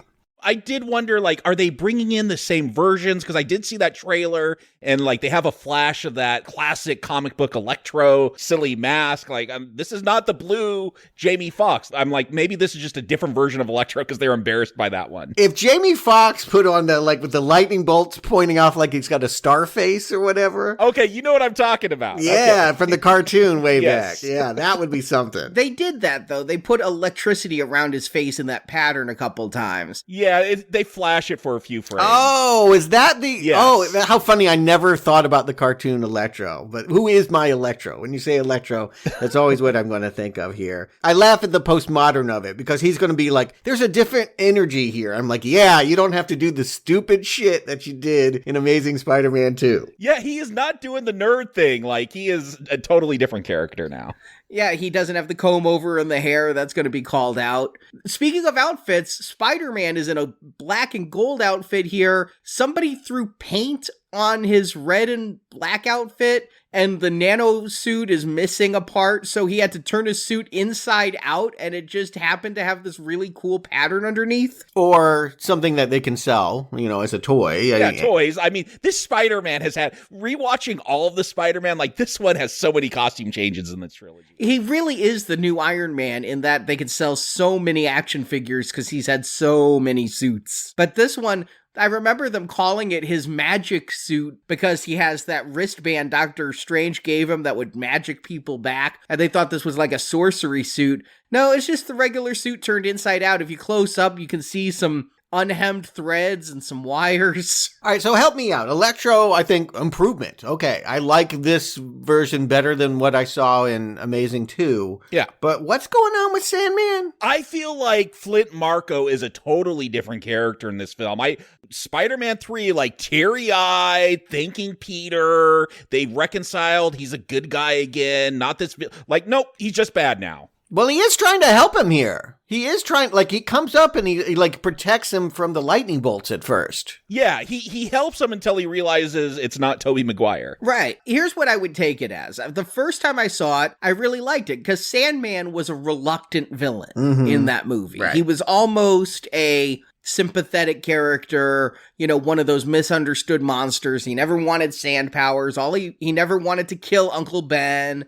He had that sick daughter who's, especially with the extended scenes, the daughter's probably dead at this point. I don't think he ever got the daughter the money or anything. So she's probably dead, but... And Sandman didn't die in Spider-Man 3, right? No, he just blew away. Yeah, so this is, I guess, Peter killed him later. Or not everyone died. The lizard didn't die either, if you remember. That's what they told us, though. It's if Peter killed them, like, that's the big dilemma later on. Do we just send them back to their deaths? I think only 3 of the 5 would be going back to their death, because even the lizard goes, Max, did Spider-Man kill me? And no, the lizard just ended up in a jail cell. So they could have brought back any of the other villains. And I think I hear Sandman say, I don't mind going back. I want to see my daughter. I think that there is disagreement among the villains as to what they should do. Exactly. Yeah, I don't understand his turn later on because I feel like he really wants to get to that daughter. That's always been his thing. Like, he would help Peter if that's what Peter is going to do for him. See, I think he'd be almost what you'd call, is it chaotic good or lawful evil or something like that in the D&D lore? Because he doesn't care if the others have to die. He's not a good guy. He thought he owed Tobey Maguire a debt, and so he tried to protect Spider-Man, but he's not going to trust just anybody under a Spider-Man mask. He is a criminal. He is out for himself, and all he wants is to get back to his daughter, and if 3 others have to die for him to get back to his daughter, he doesn't care. Push the damn button and send me home to my daughter. I think everyone would have preferred if it were Venom and not Sandman. I think it would have obviously upped the stakes to have a real villain as opposed to this. Again, even in Spider-Man 3, he was kind of stupid. I mean, Sandman is so iconic, though, but I do agree. Like, I don't feel like, having just recently watched Spider-Man 3, like, this is not the same Flint Marko to me.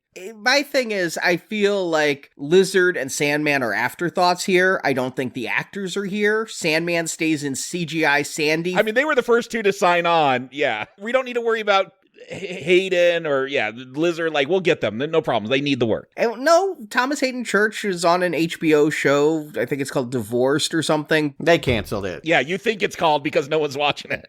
Yeah, I mean, he's worked some. He was in the recent Hellboy briefly, and he's a character actor. He is someone that is not getting lead roles and big paychecks when he appears in things. I mean, I think he's still living off those Wings reruns. But because the actors aren't here, and they had interviews with the villains, and it was always Jamie Foxx was the most available, followed by Alfred Molina, and then Willem Dafoe. The other 2 never showed up in press stuff. They don't even get title cards at the end of this. I think we're not supposed to think too much about Lizard and Sandman and what their motivations are and aren't. And they're the 2 who don't die in their movies. The 3 who die are Green Goblin, Doc Ock, and Electro. And so they're the 3 we're going to focus on the most. I mean, Sandman barely even gets thrown in a cage. It's just because he starts to lose his temper that he's put in a cage. The real one to focus on. The actor who would only come back if promised it would not be a cameo and he could do most of his own stunts, Willem Dafoe. Yeah, let's be honest. Truly, the only thing that I think fans really care about is Goblin and Ock. Like, the other three are icing on the cake, but they were in the less popular movies. These are the villains that mattered in the movies that people loved. Jamie Foxx is a big actor, though. A lot of people like him. And he's good in this. I mean, they've improved him from Amazing 2 a lot. A lot. And so I think you come to care about him because of that. He makes himself a good presence. And he's the second most malevolent. You know, Green Goblin is going to be the biggest evil. Electro is right there as the second biggest evil. Doc Ock, it just depends on his chip status at the moment. Lizard and Sandman are like, whatever. Well, Dafoe, again, you say the most evil, but it's the Goblin that's evil, and Norman is not. And at the beginning, when we see him here, I don't know why he's crashed. Like, Spider-Man never had that fight. He never got out to the chemical company that reported a flying monster. But Dafoe is just in an alley having a fight with his Mighty Morphin Power Rangers mask and does what everyone wanted him to do with it, destroyed it. I knew that they would have to walk away from that. I'm glad they showed him in it once and really kept to it instead of just trying to shun the Power Rangers-ish of it all. But yes, smashing that mask and calling back to one of the best scenes in any Spider-Man movie, Dafoe's monologue with Dafoe. All for you, Norman. All for you. Oh, I'm telling you, Dafoe is one of the standout performances. It's so full of camp, but it is fun. It's large. And so I'm excited that he's back. Yeah, but to have the conversation with his own mask again, like he did before, I'm really enjoying that. But yes, we've got quote-unquote weak Norman in control right now. Yeah, I feel for him, seeing him homeless, and again, it's hard to hate any of the villains. That's actually going to be the crux of the middle of this movie, is that Peter's going to have a lot of empathy for these supposed terrible people, when in fact they're just damaged and maybe they can be fixed. Here, Norman voluntarily turns himself in. He sees Spider-Man on the ads for the soup kitchen. We saw that all being set up in the second movie, Far From Home. And now, yeah, Peter's got to think about what to do with this supposedly awful goblin. And I'm glad they brought in the Feast shelter. You know, in the last movie, we saw Aunt May working with Salvation Army and the Red Cross and things, but the Feast charity is one that's pretty big from the comics, so I kind of liked its inclusion here. And what's interesting with Osborn here is he's been looking for Oscorp. There is no Oscorp. Like in the MCU, we can't have Green Goblin. We can't have Oscorp. That doesn't exist, I guess. Tom Holland has never fought Goblin. That is the The other two have seen versions of it, but he has not. That's like Batman never fighting Joker. That's crazy. Mm-hmm. But that's maybe why he can extend empathy. Is like, no, you haven't hurt anybody yet. It's going to happen. It will be Goblin that really does take a life out of Tom Holland's orbit. But at this point, he can be sympathetic and, yeah, just tries to walk him to the Santorum to see if we can negotiate this. And I love that at the shelter, Norman just so happens to get like a green sweatshirt and a purple hoodie so that he can wear something that kind of looks like the comic outfit for Green Goblin at the end. Mm-hmm. And you say it's Peter who's fighting empathy, but I feel like that's all being pushed by May. Right. Like she's the one. Sending them home isn't the help they need. Like they need to be cured. Right. Later on, they're going to say, let's cure their ass, not kick their ass. This is about rehabilitation. Yeah, that's an interesting stance to have. And I love that it gives Aunt May an influence like Uncle Ben. Yeah, because, again, I'm trying to think about the Holland Spider-Man. I don't remember Uncle Ben ever being mentioned. Like, none of that. It's just there's an Aunt May. They didn't need to. Again, it was Stark. Stark was Uncle Ben. Losing Stark was losing Uncle Ben. I noticed a line in Homecoming this time when Peter is explaining why he has to keep Spider-Man a secret. And he says, I can't tell May after all that she's been through. It's implied that, like, she's a widow recently, but yeah, they never talk about Uncle Ben or any of that. Yeah, Aunt May, though, is going to be the moral force in this one. She is taking that Uncle Ben role for this Tom Holland Spider-Man. And it's good to give Marissa Tomei something to do. She's a good actress. I feel like she had a fun part in Civil War and then a functionary part in Homecoming. In Far From Home, they tried to find something to do with her. They had to make her have a romance with Jon Favreau just to have her reason for her to be around. Here, they're making her integral to the plot, and they're also making her functional to the development of the character. Yeah, we're going to have Aunt May be the Uncle Ben of this universe. And they're making Stephen Strange the problem here. If there's a villain, it's the fact that he wants to hit the button on his magic box too fast, and we got to have a big fight over it in the mirror dimension. I forgot about this thing. And why does he do it? To trap him in, so they can't affect the outside world. He's trapping him in the mirror dimension so they could fight without repercussions, I guess. I mean, Spider-Man could escape him in the real world. Spider-Man was ready to swing off, and what Strange's entire thing here is containment. Stop him from going away. I really love the moment where Strange knocks Peter out of his body, and Strange still can't get the box, though, because the spider sense has the body still moving. Is that what it is? I kept waiting for a reason to be given that the Spider-Man suit could still function without the soul in it, but I'm pretty sure it's the Peter tingle. Mm-hmm. But no, I do like some of the choreography or staging for this fight. Like Peter will swing and Strange will open a portal and then create another one behind Peter, so he swings and just keeps ending up in the same place. Like that was always the appeal to the Doctor Strange film. Like a lot of neat visuals, and you get that in this little fight scene here. And it also allows us to see a little bit of New York. This is where we got that Christmas music. They end up in a shopping mall and like they're playing carols or whatever. And eventually they end up on a subway above the Grand Canyon, maybe. That's where Strange says he got webbed up. And help me with this one. Peter wins this fight because he can see in the illusions mathematical computations, and thus math is cooler than magic. He can turn it all against Strange. Yeah, he's able to place webs where Strange will be, instead of trying to web Strange where he is. And so he gets Strange completely tied up, steals the magic box, steals the sling ring, so that Strange can't cast any more portals.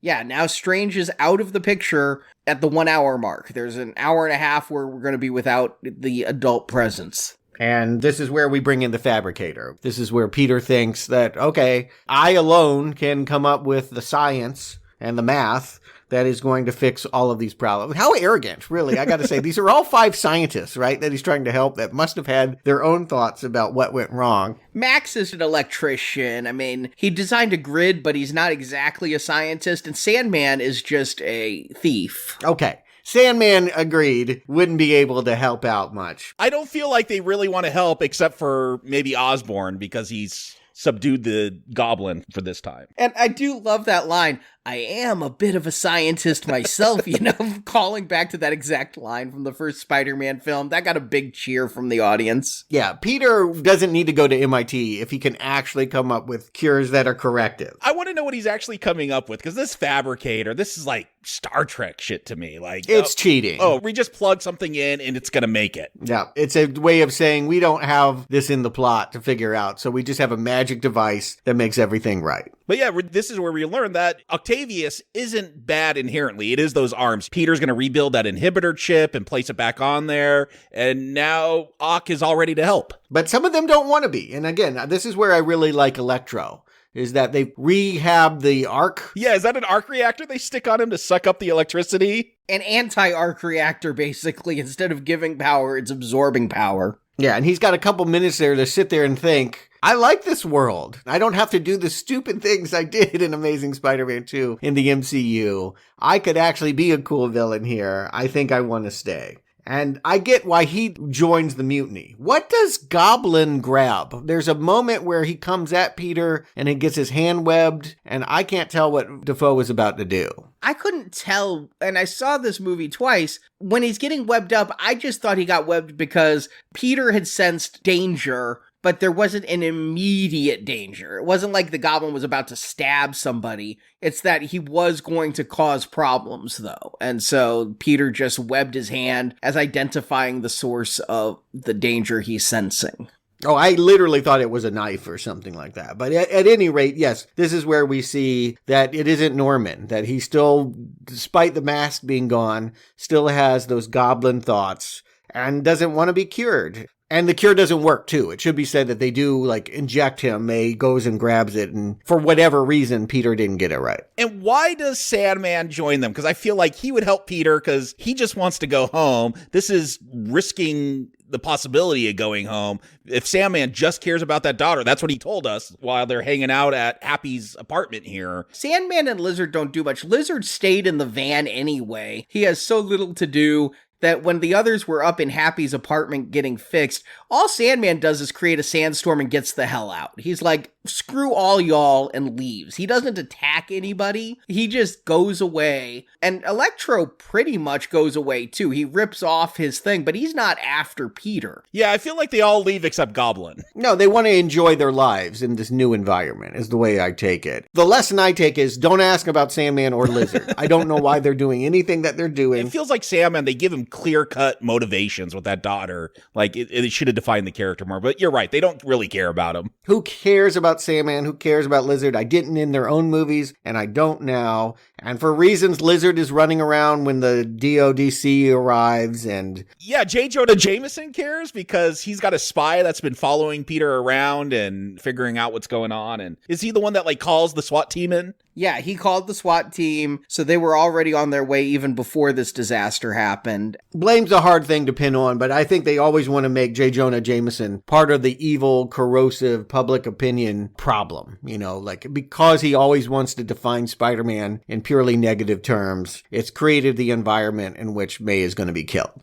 But Dafoe here is wonderfully fun, evil, screaming about, you know, his kind of mantra about how you have all the power for what you want, but you don't have the bravery to take it. And, you know, kind of similar dogma to what he was selling in the very first Spider-Man movie in 2002. And even though I'd read that track name off of that soundtrack, I was a little bit shocked when that glider comes flying into the building and takes out May. It could have been another May, right? We could have had 3 May showing up in this film. They all know who Spider-Man was, I think. Yeah, you know what? You had told me someone major was going to die. I wasn't really thinking about it by this point. But when the grenade goes off and we see her pretending that she's okay, I'm like, oh, right. This makes a lot of sense that we take her out now. This is the right moment. Yeah, not only take her out, but she's going to give the Uncle Ben speech. Right.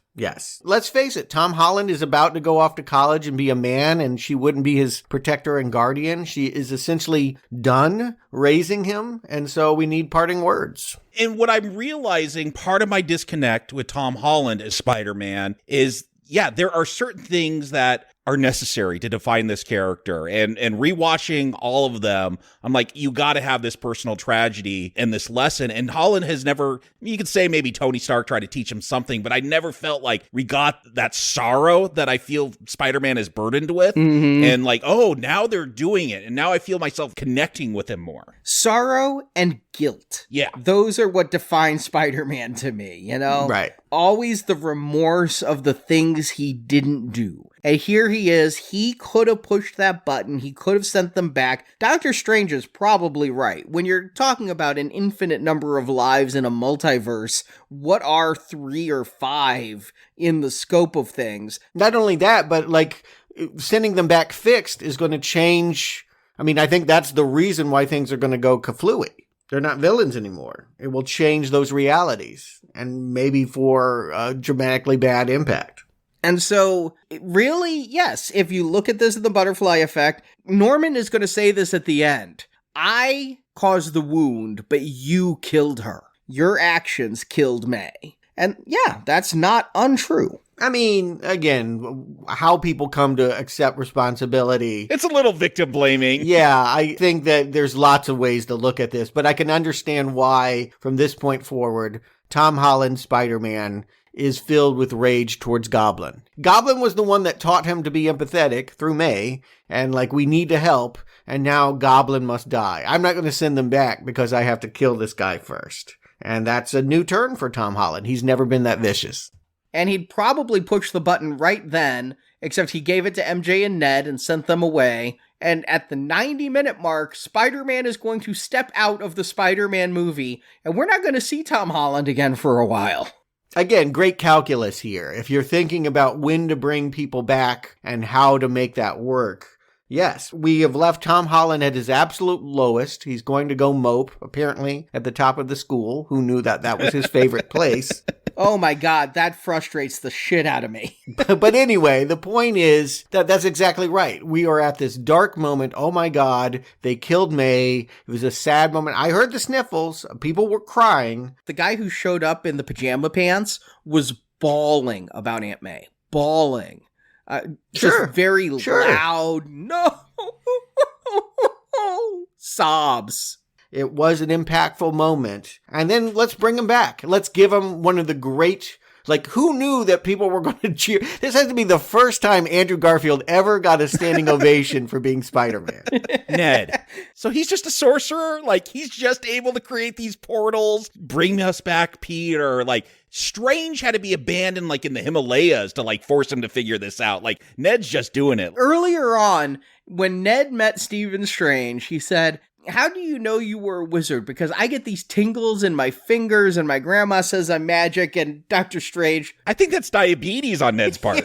Yeah, I know. He gets you should speak to your local physician. But I think what we're told is that Ned has some innate ability that could be honed. He could be maybe a Sorcerer Supreme with Wong someday. Yes. Because it did take Dr. Strange like 30 minutes of his movie to learn to open this portal. And Ned, he's moving the wrong hand. You're supposed to be moving that other hand around, and it's only when he accidentally moves the other hand that it opens the portals the way he wants. But yes, you see Spider-Man in the distance there. You don't realize who it is. My crowd cheered so loud when Andrew Garfield walked in and took his mask off. Wow, Garfield got it.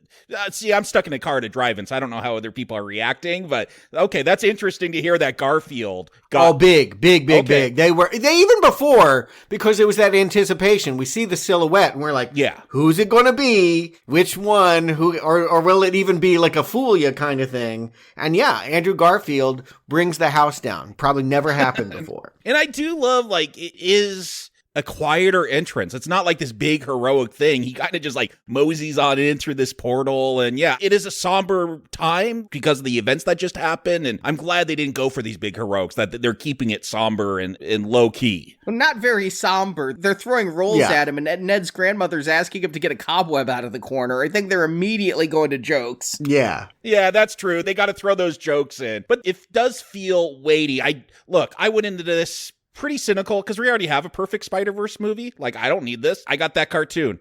I can't wait for the sequel. Like, excited for that. And then the Ghostbusters Afterlife thing. I'm like, come on. You're just cashing in on nostalgia. But I am impressed, like, that goes away because I thought they were going to show up for 3 minutes. They're going to lay out some wisdom and then go back on their way. I'm with you. I'm impressed with what they actually do. Like, they overcame my cynicism. Agreed. Let's talk about this. Because yes, Andrew Garfield shows up in the spider suit, ready to do whatever, is literally degrading himself, crawling on the ceiling. That's kind of how I think of him.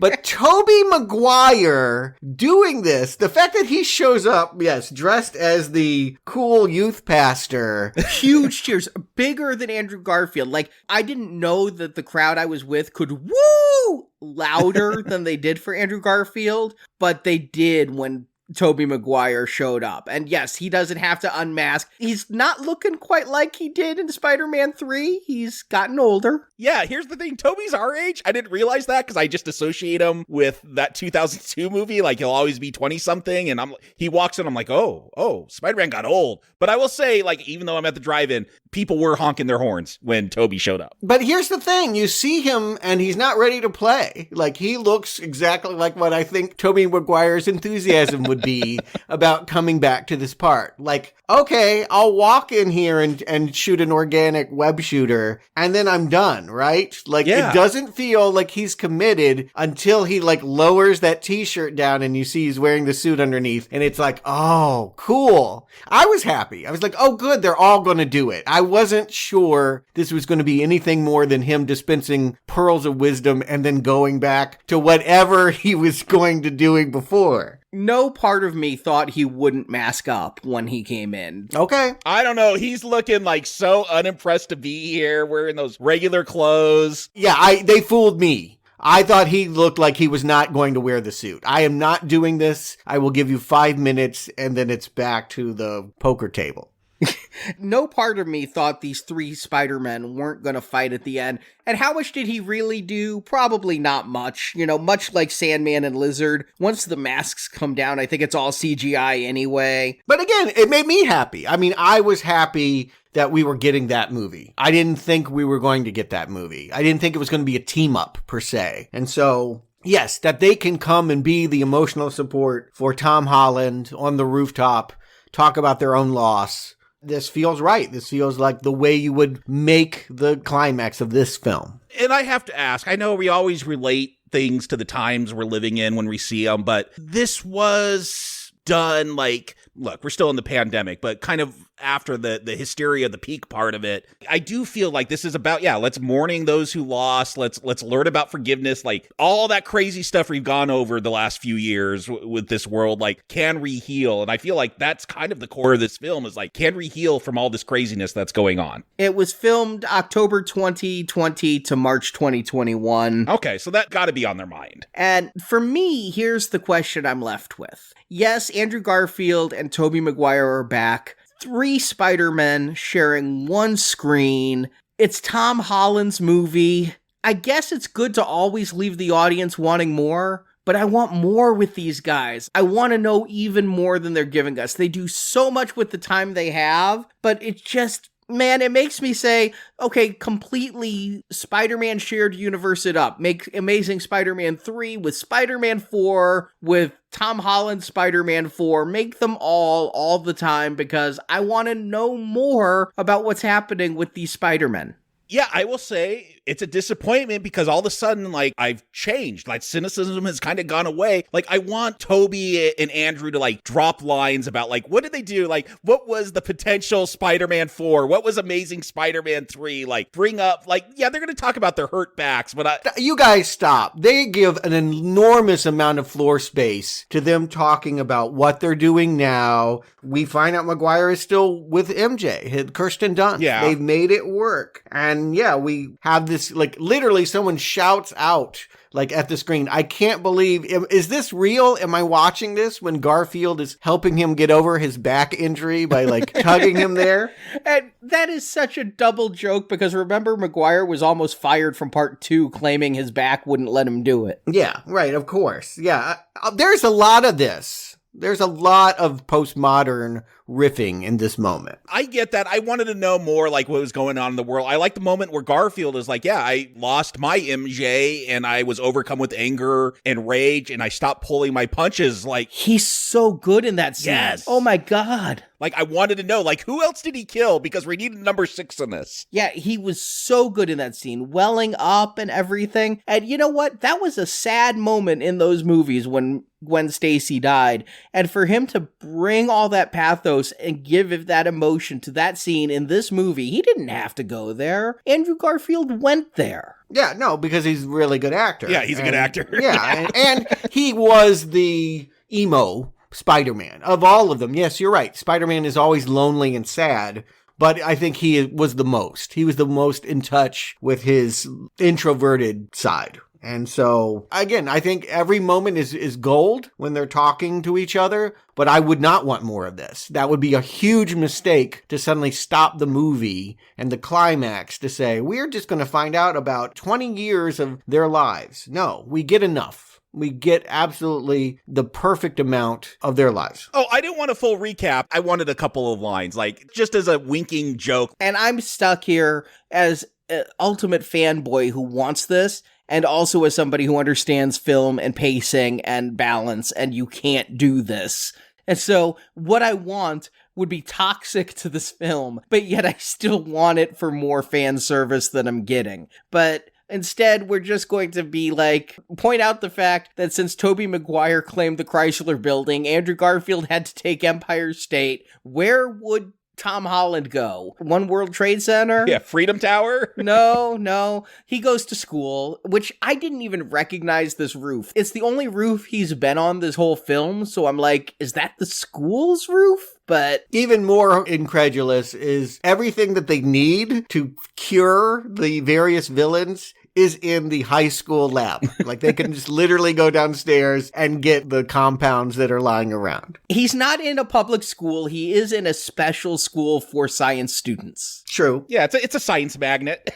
Okay. I agree, Stuart. Like, it's silly. They're going to have all this stuff. But I think the power is now it's not just one super Spider-Man. It's all 3 of them. And look, I thought we were going to get that meme of all the Spider-Mans pointing to each other. I feel like we do get like a winking nod to it during the science scene where all 3 of them are on screen kind of pointing like, you know, around. But me, him, who? Yeah.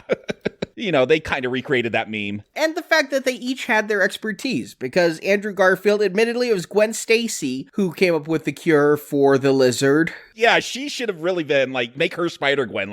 She's so much smarter than Andrew Garfield, Peter Parker. He was number 2 at Midtown. She was number 1. Okay, yeah. And we get Tobey Maguire saying he's had 20 years to think about how he could have cured Osborn. So, at least now we don't just have Tom Holland doing everything because he's Marty Sue. At least we have them curing the people they should be focused on. Although I don't know why they're bothering to cure Sandman. Sandman's fine. He's not gonna die. You're just taking away his cool power. I don't know if that's a cool power. Yeah, again, they could have made it Venom. They have a moment here where they ask about who was your weirdest foe, and Tobey Maguire says that Venom is his. Yeah, I do like Tobey and Holland. They gotta both fight aliens. Andrew's jealous about that, but they keep trading stories about who, you got wizards in this universe, you got magic, yeah. Russian guy in a rhinoceros machine. I'm lame. Yes. And then the fact that they go to him, but you're amazing.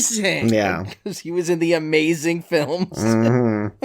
Yeah, they try to cheer him up, but he knows what his status is. I think this is just right. I mean, again, what they realize is that, this loner character gets to have brothers. And even though it's for this moment, and even though you wish you could watch 5 more movies with them as this super team, it's just this special moment. That's all it's ever going to be. And Andrew Garfield's so wonderfully awkward when he hugs them. I love you guys. And they're just like, thanks. And so the Statue of Liberty is now being turned into Captain America? Yeah, it's not the regular Statue of Liberty, right? No, it is. Is it? Yes, they have changed it. No, that's what I'm saying. It's not the regular Statue of Liberty that we know. Well, it's the regular Statue of Liberty we know, and someone said, wouldn't it be better if we give her Cap's shield? Oh, okay. Hold on, I'm validating something. Yeah, it looks slightly different to me, so I thought it was some rebuild after Thanos. They talked about a redesign. I had to look. I thought, was the Statue of Liberty destroyed during one of the battles? During the blip or something? I assume that is the reason why you'd work on it. But no, it's apparently been there throughout the blip and everything, and they're just redesigning it to help honor the heroes who brought back half the world. And this is where Tom Holland is going to have an interview with the Daily Bugle. He's actually going to let J. Jonah Jameson interview him just so that he can send the signal out that this is where I am and this is where we need to have the climax. He's threatening to push that button, and which would kill them all if they don't show up, or kill 3 of them. The other 2 aren't quite sure what'll happen to them. They're going to come anyway, but yes, some of them have more motivation than others. And it's kind of 3-on-3 at first. We have the 3 Spider-Men versus Electro, Lizard, and Sandman. And I do really like this moment. Yeah, they'll start fighting them, and they just can't get the upper hand, the Spider-Man. And it's because they never fought in a team, Tobey and Andrew. I do like this moment. They got to go to Holland, who was an Avenger, even though they don't know what Avengers are. Are you in a band? I'll say this, though. During these scenes, I feel that they've done some tweaks to the Raimi suit and the Andrew Garfield suit, where Raimi's suit had really raised webbing, and it's not as raised here, and the Garfield suit had a super long spider. I mean, Andrew Garfield's a tall man, and they really made that spider long in those movies. It's not as long here. And then they got Tom Holland in the gold and red suit, but sometimes in the lighting and things, I had trouble telling which Spider-Man was who. And if they'd kept a little bit more of the extremism to those other 2 suits, I think that would have helped me differentiate. The second time I saw the film, though, I got better. And by the 5th or 6th time I've seen this film in theaters, I'll have it down. You'll know. I guess we know where you're going. Back to theaters. Yeah, right. Well, I figured. I knew from the audience of the crowd. I mean, again, that tells me anyone that's ever loved the previous Spider-Man movies is really having a great time watching this powwow come together. It really doesn't matter that you can't keep track of who's who. No. It's not really even about the fighting. It's really about the camaraderie. And they even bring MJ and Ned in here because they've opened a portal and then Ned's not skillful enough to close it. Lizard runs into the high school and chases them onto the scaffolding as well. Is this giving Ned and MJ something to do, or is this giving Lizard something to do? Kind of both. I mean, they definitely are not the main story. I would just put it that way. And Doc Ock, I think I anticipated this one. He got fixed, so he was going to come back to help. Yeah, he was never bad, and I did wonder, because Electro said to him earlier, I liked you better before, and then zapped him, but you never saw the chip explode the way you did in Spider-Man 2, so we were left wondering, is the chip in control? Is he in control? What's going on with him? But he came back and he says, I'll take care of them, and he really means the villains. He's going to take care of Electro and rip the arc reactor off his chest, because Electro's big thing was, I've got more power than ever. How you like the new, because I've got an arc reactor now. Yeah, and Jamie Foxx has a funny moment when, after he's come back to his senses as Max, he's just looks at Garfield and is like, you have a nice suit, you help poor people, I thought you'd be black. You come from Queens. This is a Miles Morales reference, right? Like, go into the Spider-Verse. Well, yeah, he just needs to wait till October. If he wants to see a black Spider-Man, we're getting across the Spider-Verse October. Ock's happy to see Maguire has become a man. I feel like all of these reconnections, again, I had no feeling about Jamie Foxx and Andrew Garfield in Amazing 2, but them having this moment here is meaningful. Ock having his moment with Maguire is meaningful.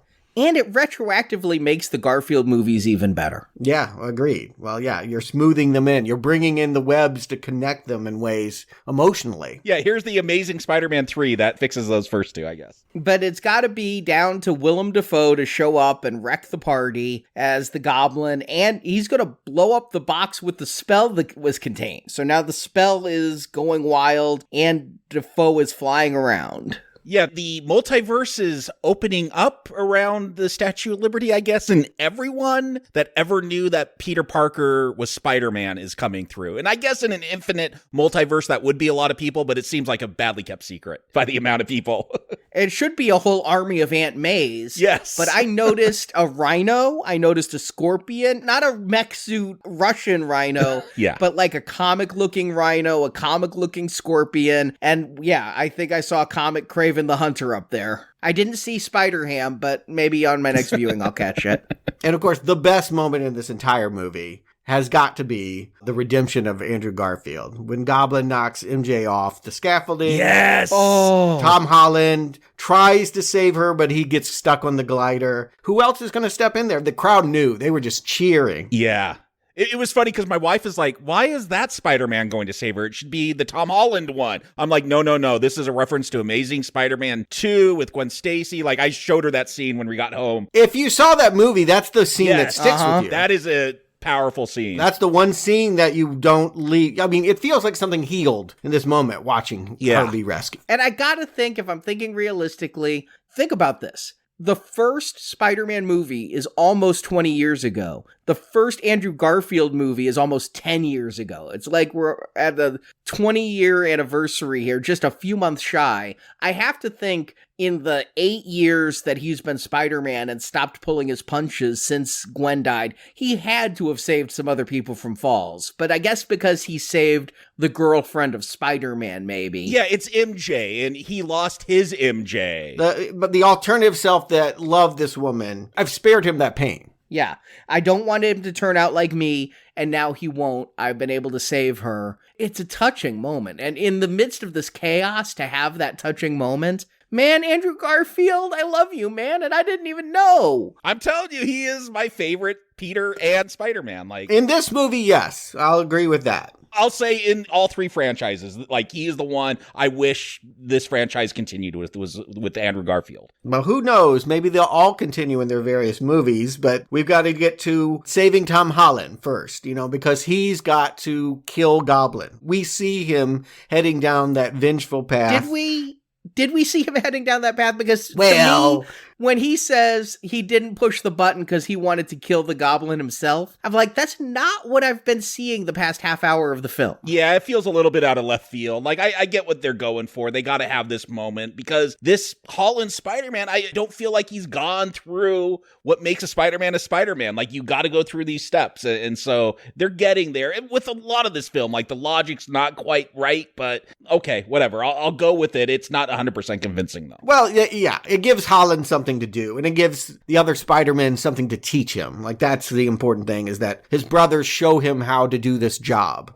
If they were gone, if they had not been included in this fight, if it had just been Tom Holland fighting the old villains from other movies, then yeah, there would have been no reason for him not to particularly if MJ had fallen to her death. But yeah, no reason not to take out Willem Dafoe. You know, I mentioned I met Tom Holland briefly at a con, and the gentleman is about my height, so he's a short dude. And you really see that when Tobey Maguire gets in front of him to stop him from smashing the glider into Dafoe, that Maguire is on his knees holding up the glider, preventing Tom Holland, who's standing at full height, from impaling the Green Goblin, and while kneeling, Tobey Maguire is eye to eye with the full erect Tom Holland.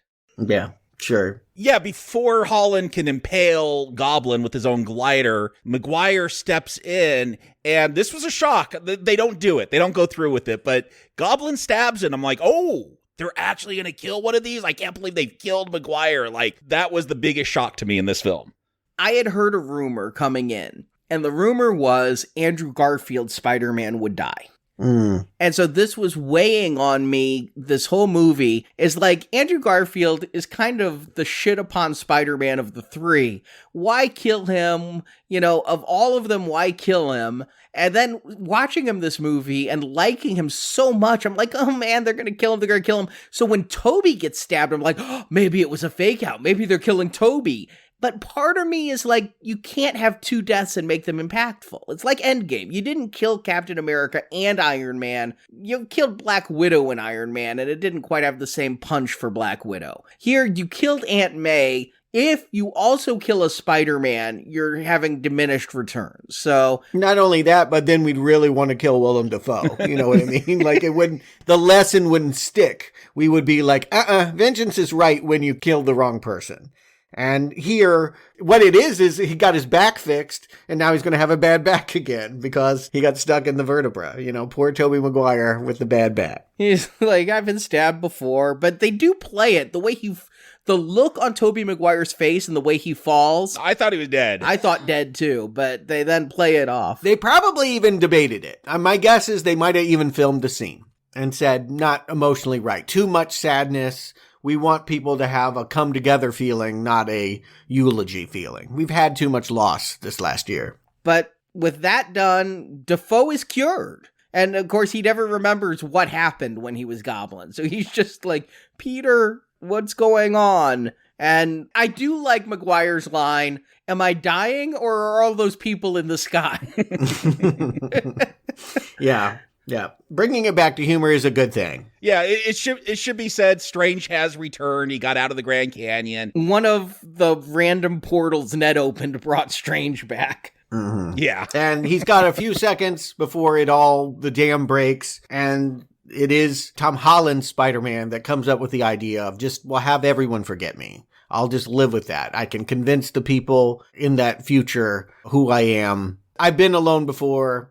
I've sacrificed before, and that's the only way to stop this from crushing down on our reality.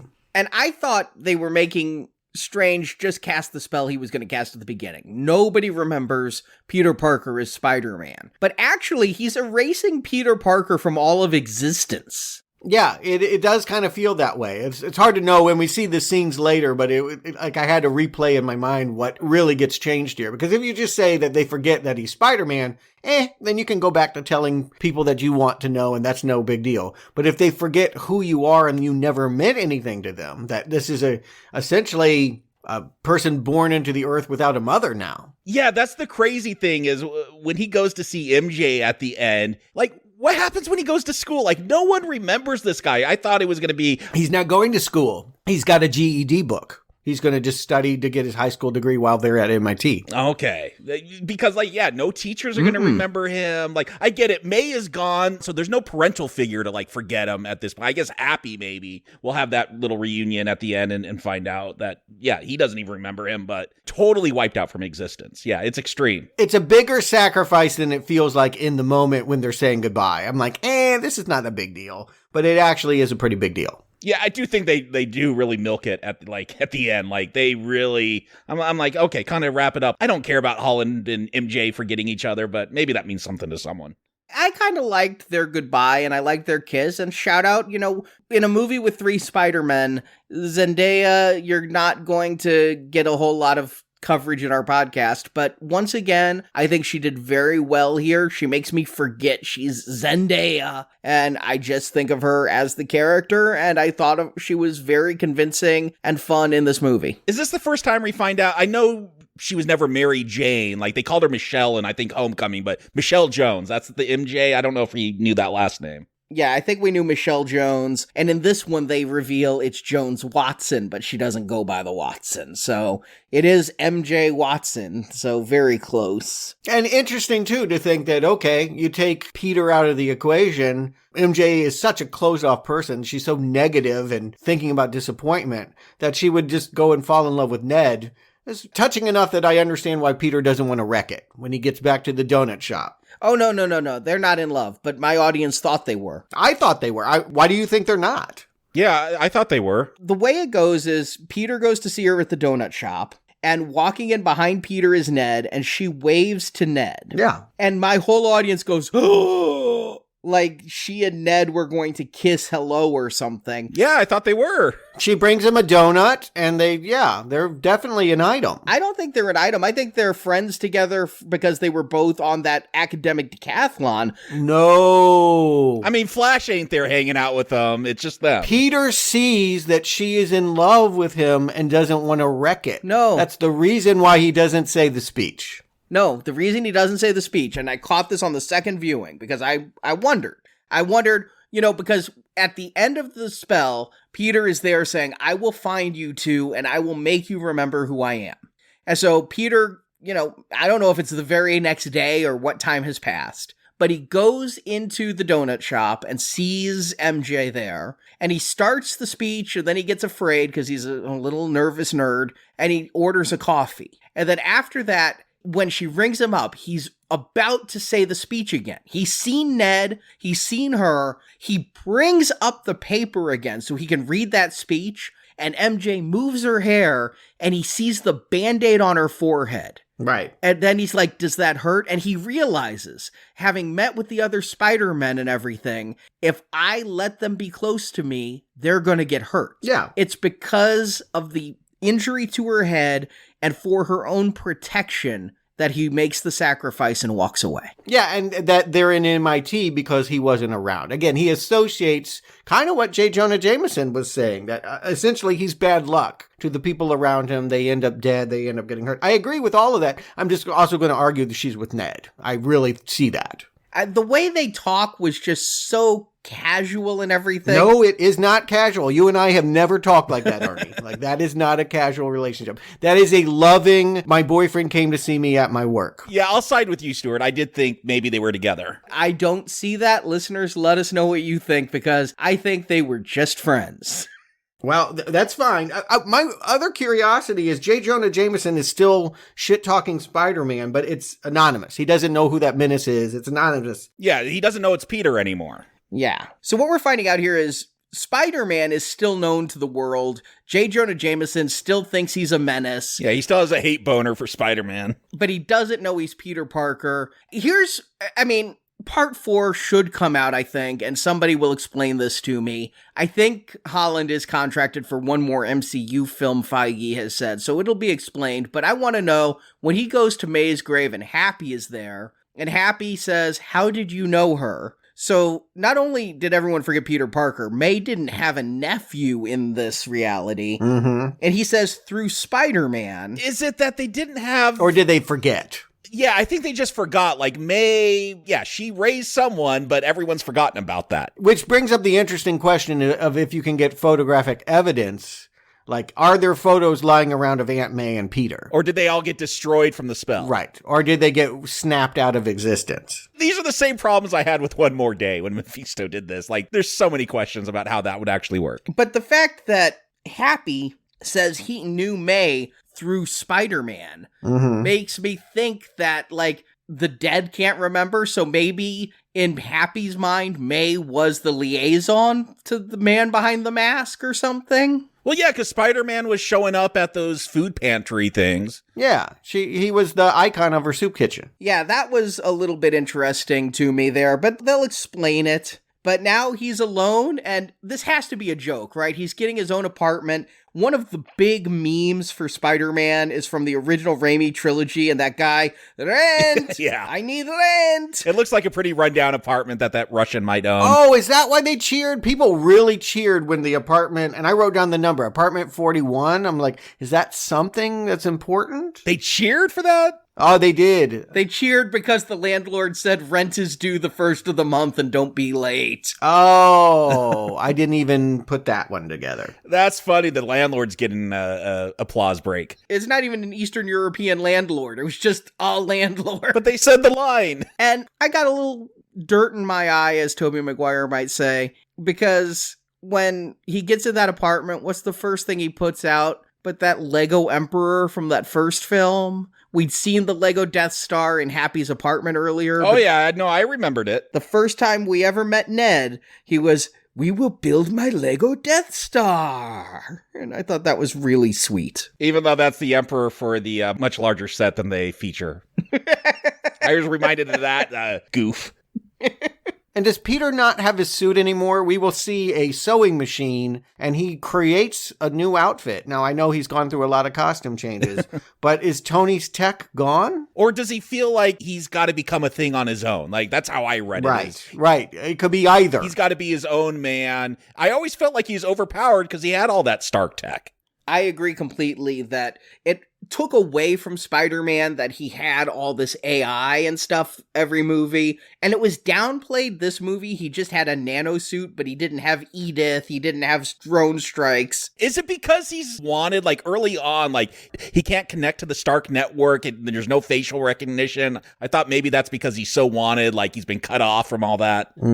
This outfit's a little Ice Capades, isn't it? It's a little shimmery. It's almost like what I would picture if I did go to see one of those Marvel on Ice shows. Well, it's homemade. Again, if you make it with a sewing machine and not with nanobots, it's probably going to, resemble something Tanya Harding would wear more than Tony Stark.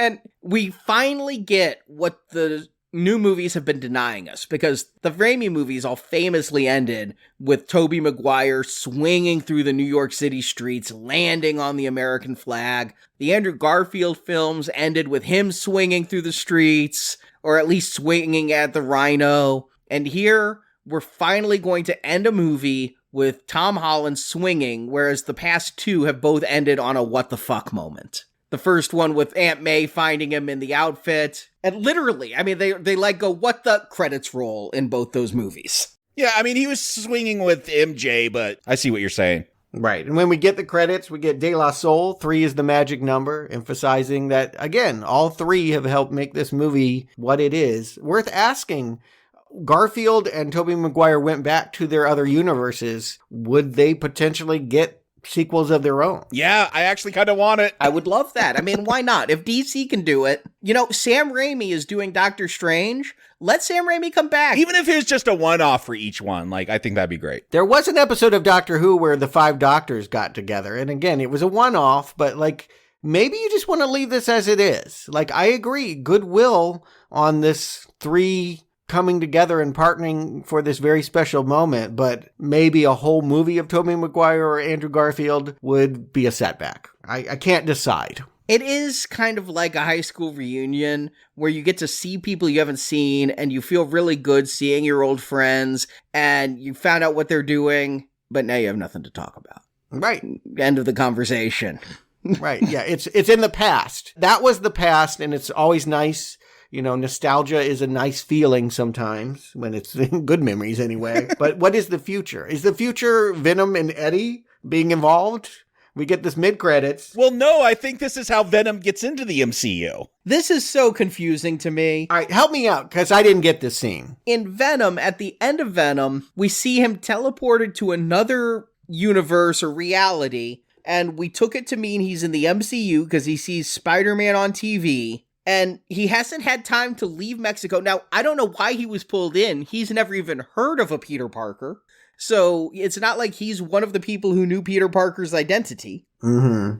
And then, presumably, when Doctor Strange casts that spell where everybody forgets Peter Parker is when he is sent back. Is that what happened? Okay, see, you even explaining that was like, I thought he was turning into some other being because people started applauding. People applauded that moment like it was some big, like, oh, we're finally getting Who's Its Butt, the Venom spinoff. Did they applaud him getting sent back, or did they applaud that little speck of symbiote crawling on the bar? It was all happened so fast, it was difficult to say, but they were applauding from the second the heavenly light came in. And then, it just looked like Venom left behind some goo. Which he did. Yeah, it does feel weird, like this is how Venom's going to get into the Spider-Verse. So that's what they're saying. Okay, so Venom can be part of the MCU, but it will have nothing to do with Tom Hardy, other than he left it. There's going to be two Venoms. There's going to be Tom Hardy Venom and whatever Venom fights Tom Holland, I think. My point is Tom Hardy will not be seeing Tom Holland. No, I don't believe so. They're two different universes, even though they're both owned by Sony. Like, they have demarcated them now. Like, they're two separate things. But which one does Morbius take place in then? Because it's got Michael Keaton. Who knows? Does anyone care what universe Morbius takes place in? I'm confused. It seems like a lot of machination to get an alien bit of goo there when you have space aliens coming to Earth regularly. Like, they're making jokes repeatedly about aliens in this universe. Yeah, aliens do not care about rocks. Aliens eat brains. I agree with Tom Hardy there, yes. I liked that scene, though, just because I like seeing the commentary on the MCU from a 90s superhero film. And the big green one, Hulk. And you thought Lethal Protector was a shit name. Yeah, you guys like Venom a whole lot more than I do. So I didn't even understand the scene. Thank you for putting it in context. I don't know what it will mean. I doubt it is the next movie. I could be wrong, but my sense is that Tom Holland fighting a black gooey Spider-Man Venom. But that's not what's going to happen next. We get the end stinger, and it's kind of a cheat, right? Because it's just a trailer. It's not a scene. It's just the first time we're seeing footage from, what is it called? Doctor Strange and the Multiverse of Madness. Okay, yeah. And they've done this before. If you remember the end of Captain America, the First Avenger, I always felt cheated because they didn't give us an end scene. They gave us an end trailer for Avengers. Yeah, I kind of remember that. But hey, it's a trailer to Avengers. That's something people want to see. Doctor Strange 2? Wah. Come on, weren't people excited to see Wanda back? And talking about her TV show. In case you haven't watched it yet, she's like, I know I made mistakes at Westeros. So go watch that TV show before whenever Doctor Strange comes out. I don't even know if you have to watch it because I forgot what she was referencing. I'm like, oh yeah, she was in that TV show where she enslaved all those people. And he immediately responds, I'm not here about that. Yeah. Yeah, like, it doesn't matter, really. It's Disney Plus. I would rather watch a second season of that TV show than watch this movie. I'm not excited about it. We know you hate Doctor Strange. I don't like this version of Doctor Strange at all. I don't believe anyone does. Like, does anyone really like him? I'll be interested to see if Raimi could do anything with him. We'll see. Obviously, this one is the Superman 3 thing, right? There's a good Doctor Strange and an evil Doctor Strange. Which, if you watch the What If cartoon, has already been introduced. Okay. There's also some octopus with a big eye on it going down the street. Cthulhu, right? Shuma Gorath, please make a toy of him, Hasbro. Oh my god, I'm so excited to get Shuma Gorath. Oh, is this an actual Marvel? I thought it was actually like Cthulhu or something. This is a Marvel alien thing. Marvel creature was so much fun to play, and I think it was Marvel vs. Capcom 3 when I played Shuma Gorath. Oh, that's right. Okay, I know who it is now. Yeah. So much fun. I just bought a model of him because I didn't think they'd make the toy, and then here he shows up. You know, it's Sam Raimi, evil Doctor Strange, good Doctor Strange. We've got coming back Mordo, who said the problem was too many wizards. The first Doctor Strange movie isn't tops of my list, but that does not mean this can't be a really good movie. I just hope Disney lets Raimi be Raimi. Like, that, I always feel like they've got too much control. Like, if you're going to get a prestige director, like, let them do their thing. Well, they already fired one director that started that project. So who knows and who's right? I'm not going to say. And I'm not even going to speculate whether it would be good or bad. I'm hearing you guys saying you're excited. Right now, I'm not feeling it. I wouldn't say excited. Yeah, that's 5 months away. We got Morbius, Living Vampire in a month. More excited than Morbius, I'll say that. Yeah, there's other stuff to focus on before we get back to the Marvel Cinematic Universe. Well, we're going to talk about what the future holds, but first, Jacob, Stewart, how can you not recommend Spider-Man No Way Home? Jacob? I mean, I went through a journey, and I always feel like with these MCU ones, it's kind of their film to lose, because they got this factory of filmmaking going on, and so I'm going along, and when from seeing the trailers and hearing the rumors, seeing the score track listings, I'm like, okay, I can kind of figure out this film. It's bad guys are going to show up, and then like the last 5 minutes, 3 Spider-Men are going to show up and fight them, and saves the day. It's kind of a goofy one-off crossover with Doctor Strange, whatever. What I didn't realize, and what caught me by surprise, because again, I said I went in with all that cynicism. This is going to be Ghostbusters Afterlife. Screw this nostalgia machine. I don't care about Toby. I don't care about Andrew. Like, I like their films, but like, you're trying to manipulate me by doing this. But what they do with them when they do show up, like, that's when it wins me over, where I'm like, yeah, this is fine. It's another average MCU film, but to make this film about healing, about, I feel like I'm often alone saying superheroes shouldn't kill. Like, Batman, don't kill. Don't do that in those movies. Superman, don't break Zod's neck. That's not what superheroes do. And I feel like that's what this film is about. Like, no, let's rehabilitate. Let's cure their ass, not kick their ass.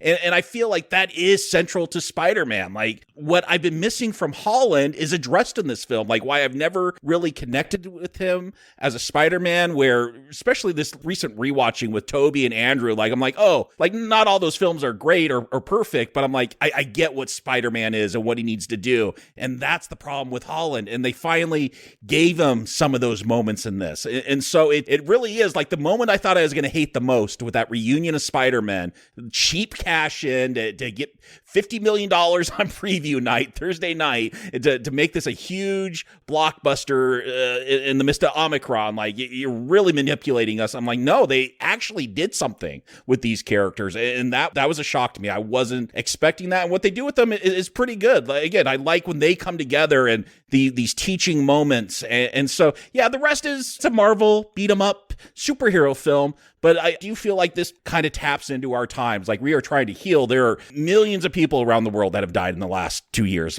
because of things going on, and a lot of just division in our country. And like, this is about, hey, can we do something about that? Can we come together? Maybe it will take Tobey Maguire and Andrew Garfield to heal this nation, but maybe they could do it. So it ended up getting over that cynicism, which I feel like at my age, I've grown very cynical. It's like seeing what's happened the last few years, I've grown very cynical. Like, so, wow, it actually touched me. And so that means something. Now, for the rest of my family who hadn't experienced all those Spider-Man films, like, they were confused and they're like, okay, I guess this is just from another movie. So like, I do feel like this is for the fans. Like, you're going to want to rewatch everything and just have that fresh in your mind, but it's worth the journey. Yeah, this is a solid recommend. It's, out of the Tom Holland films, like, this is the best one for me. Stuart.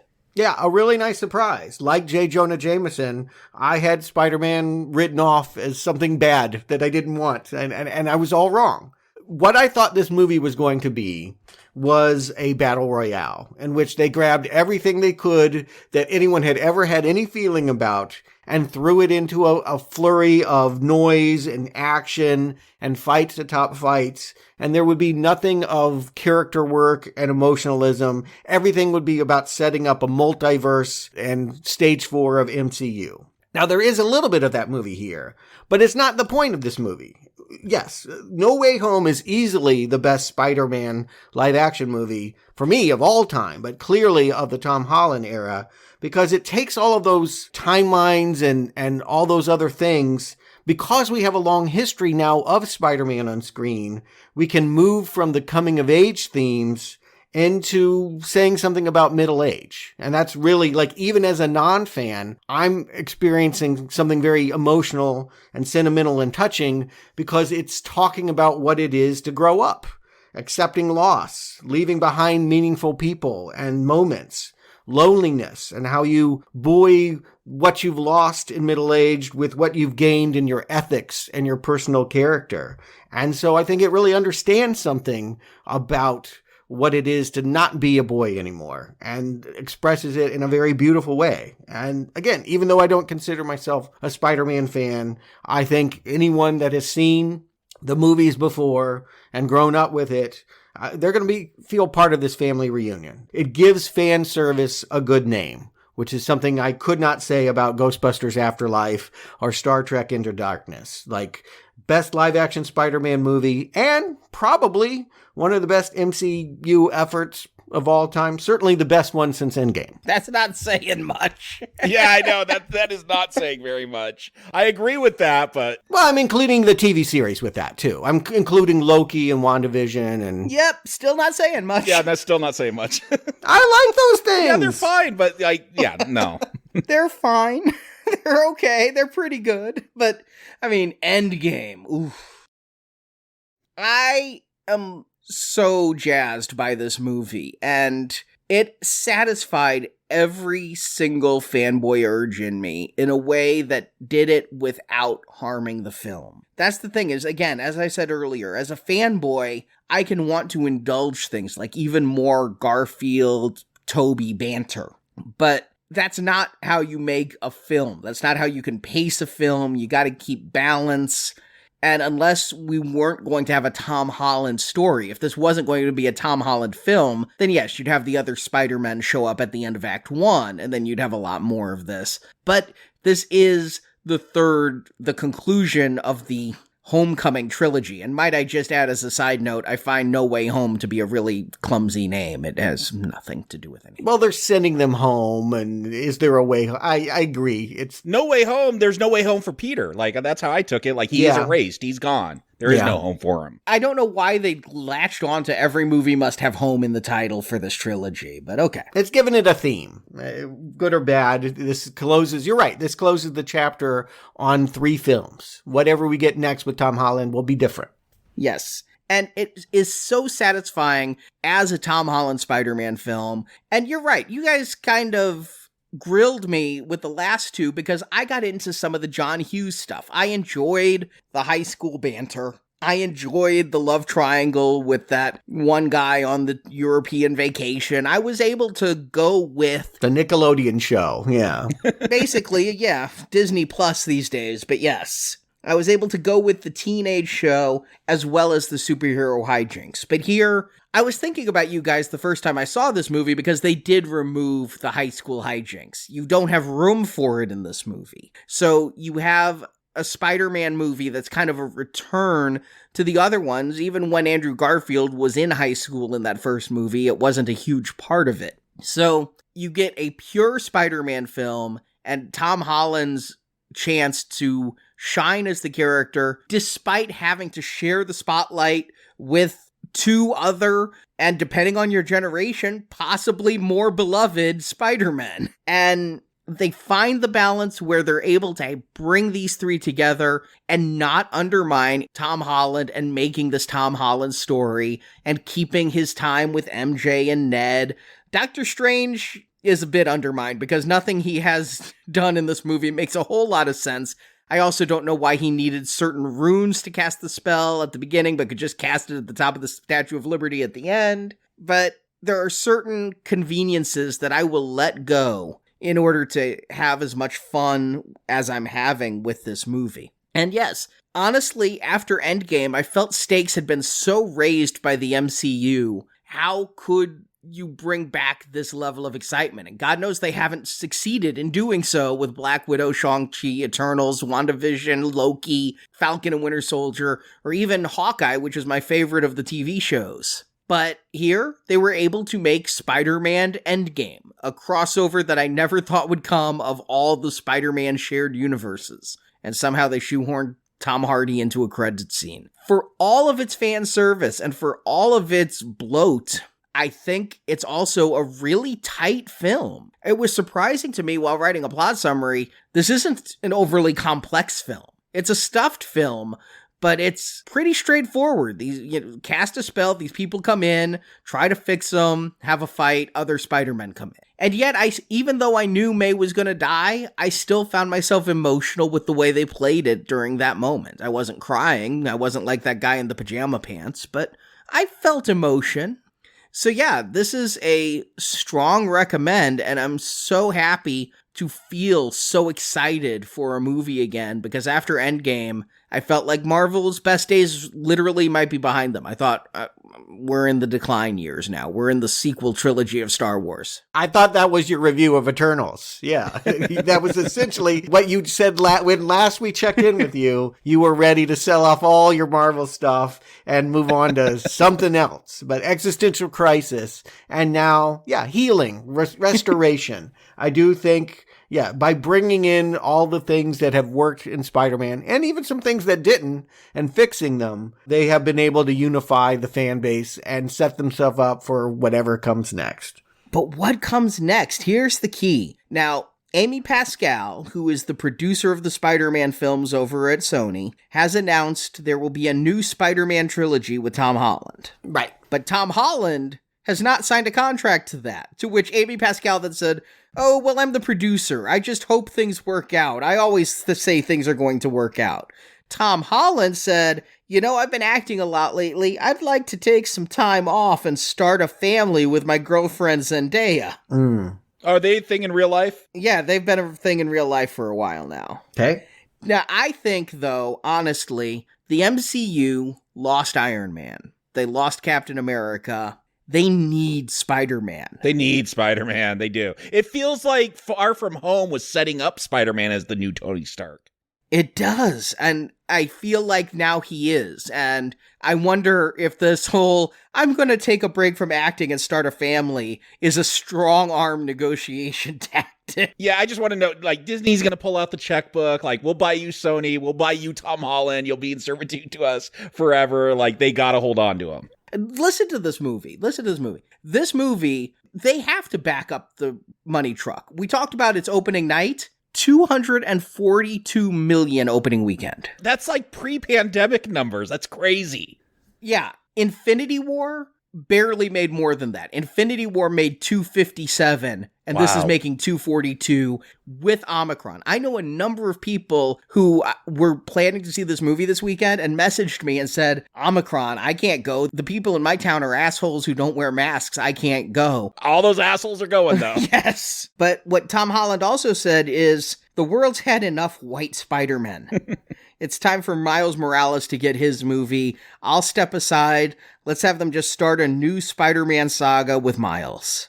I kind of agree with that. I feel like as important as Spider-Man might be to the MCU, I don't think that Tom Holland has to have that. And I say that with no maliciousness. I think he was good. I liked him. Yeah, he's fine, but Garfield, I really like his performance, but Holland, look at you and Garfield now. I still feel like those are the worst movies, but I'm telling you, man, I loved his performance in those. Give me that Amazing 3. And to defend Jacob was messaging me or all of us and saying how good Andrew Garfield was before seeing this movie. Just revisiting the Andrew Garfield films opened his eyes. Yeah, agreed. I feel like everybody's done pretty good in the role, but that doesn't mean there aren't more talented actors out there that can step in, and Spider-Man will be important. But I would also say that the MCU banking on any single character to save it is a mistake. They need to keep building up their reservoir of characters and making people like the new people as much as the old. Yeah, because the new characters they have introduced, the Eternals, I liked it, kind of, but I recognize most people don't. And we've had a lot of passing of the torches. I know Hawkeye, they're setting up a new Hawkeye, set up a new Black Widow. So it's more of the same. There are so many characters in the MCU. But hey, Jacob, they kept Daredevil. Yeah, I guess we'll see a Charlie Cox Daredevil film at some point. Well, we don't have much of a break from Marvel, though, because Marjorie has told me when we saw the final trailer before Spider-Man, I'm headed to Morbius alone. Yeah, it doesn't look good. And yeah, we're stuck with it. I mean, you guys have been surprised before. We all thought Venom looked terrible, and I still say it is, but you guys really like it, so there's something that might happen. I don't get that vibe from the trailer. It feels like it's too goth for me. Jared Leto can be too much. Go watch House of Gucci and you know it's true. But hey, why are we talking about Marvel? It's Christmas. Enough of spiders. We need to talk about cats. Oh yeah. Who will be our Jellicle patrons this month? They're going to be getting a real treat this Friday as our seasonal gift to you. we have gone back to the 2019 musical fiasco that, Jacob, I don't think you've ever stopped talking about. I think every week we talk about your feelings about Cats. Yeah, no, it drives my family crazy. Like, I love to just break out into Buster for Jones, and it's the ultimate dad joke, I feel, at this point, is Cats. That is a way of thinking about it. I guess it is a big dad joke. It's a joke of some kind. I saw it on Christmas in 2019, and I was told in the advertising, I'll believe that it's some kind of Christmas movie. I guess we'll have to figure that out. We'll have to figure out a lot of things in that show. Yes, that's available for $10 patrons of a monthly pledge. It's the 60th show. If you become a $10 patron, you get 60 bonus podcasts, including this month's additional one, Cats, and a new one added each month. And this is a pledge you can make through Apple on their podcast app, or through Spotify on their podcast app, or at Patreon, or through Podbean through their crowdfunding platform. So wherever you pledge, you get our monthly bonus podcasts. And yes, Cats is one that I know Jacob has been just chomping at the bit for, and it will be a jellicle day when we get that review released. Christmas Eve, this Friday. But Jacob, did you learn from that movie that a cat is not a dog? It's one of the most important lessons of that film. Because we've got a giveaway this week. If you are a member of our Facebook listener group or subscribe to our In Focus newsletter, we're giving away a copy of Clifford the Big Red Dog. Oh, I hope you have kids. I don't know who else would want to see that. That does sound like the perfect companion to Cats. I've heard people compare it to Paddington. Okay, yeah, Paddington is light. This tale of a 10-foot tall canine is out on digital, and we're giving away 5 digital download codes. So join the Facebook group or subscribe to the In Focus newsletter by this Friday, Christmas Eve, and you can win one of those copies of Clifford. And we're also giving away a copy digital of Fast and Furious 9. Weird. I think I'd rather win Clifford. Yeah. So if you answer the trivia question in Friday's In Focus newsletter, the copy of Fast and Furious 9 will be yours. So yes, this Friday, it's cats and dogs on Now Playing. And there are new movies coming out as well that we're excited about that we'll be covering. Matrix Resurrections, the 4th or maybe the 5th movie if you count the Animatrix. We will be covering that a week from Friday, a week after Cats. And Kingsman, it has a prequel that's coming out. We will be getting to it, but not next Tuesday. First Tuesday in January, we will cover A Kingsman. In between, more Stephen King, A Nightmare and Dreamscape story, maybe my favorite from that collection, Dolan's Cadillac. It's a Christian Slater, Stephen King combo. So hopefully you join us Christmas Eve for a little extra catnip in your stocking with our review of Cats. Jellicles can and Jellicles do. And we'll talk to you then, because with great podcasts come great responsibility.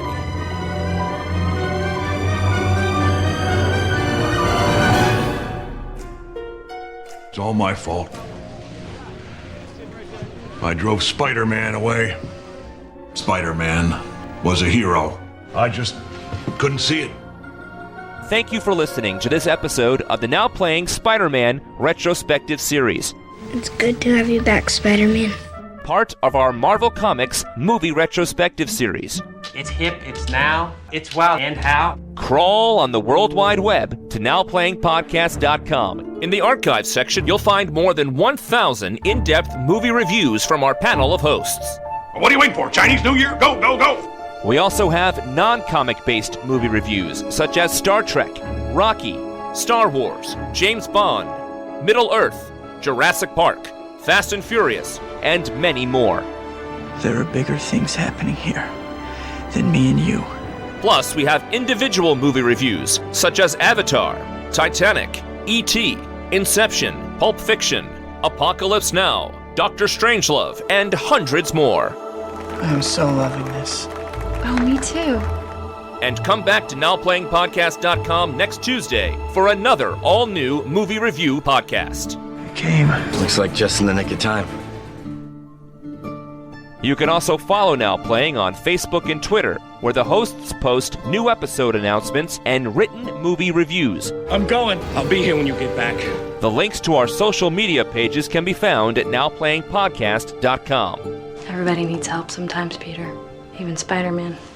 Now Playing is an independent podcast, 100% crowdfunded, thanks to listeners like you. Meat. I'll send you a nice box of Christmas meat. Best I can do. Get out of here.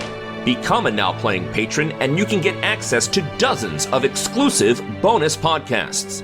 For a $10 monthly pledge, you can hear our host review Apocalypse Now, Real Genius, Taxi Driver, Con Air, and dozens more.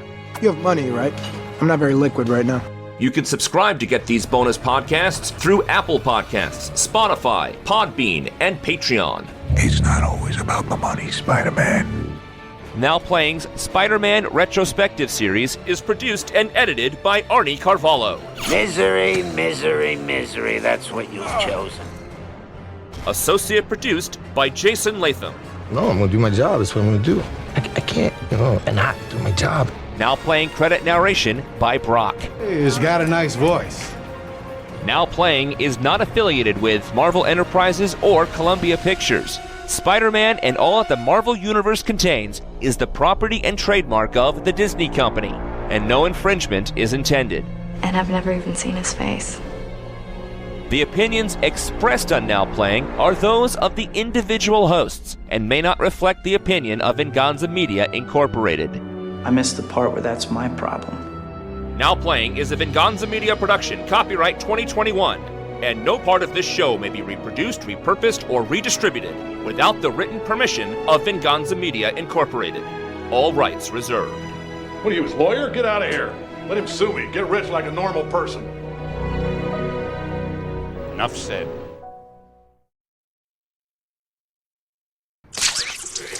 I knew this podcast would be like this, in which I would be like just going through the movie and you guys would be hung up on little details like it should be the Sinister Six. I mean, you've been on Now Playing how long, Stuart? It has to be 6 people. Never a thought in my head. Not once.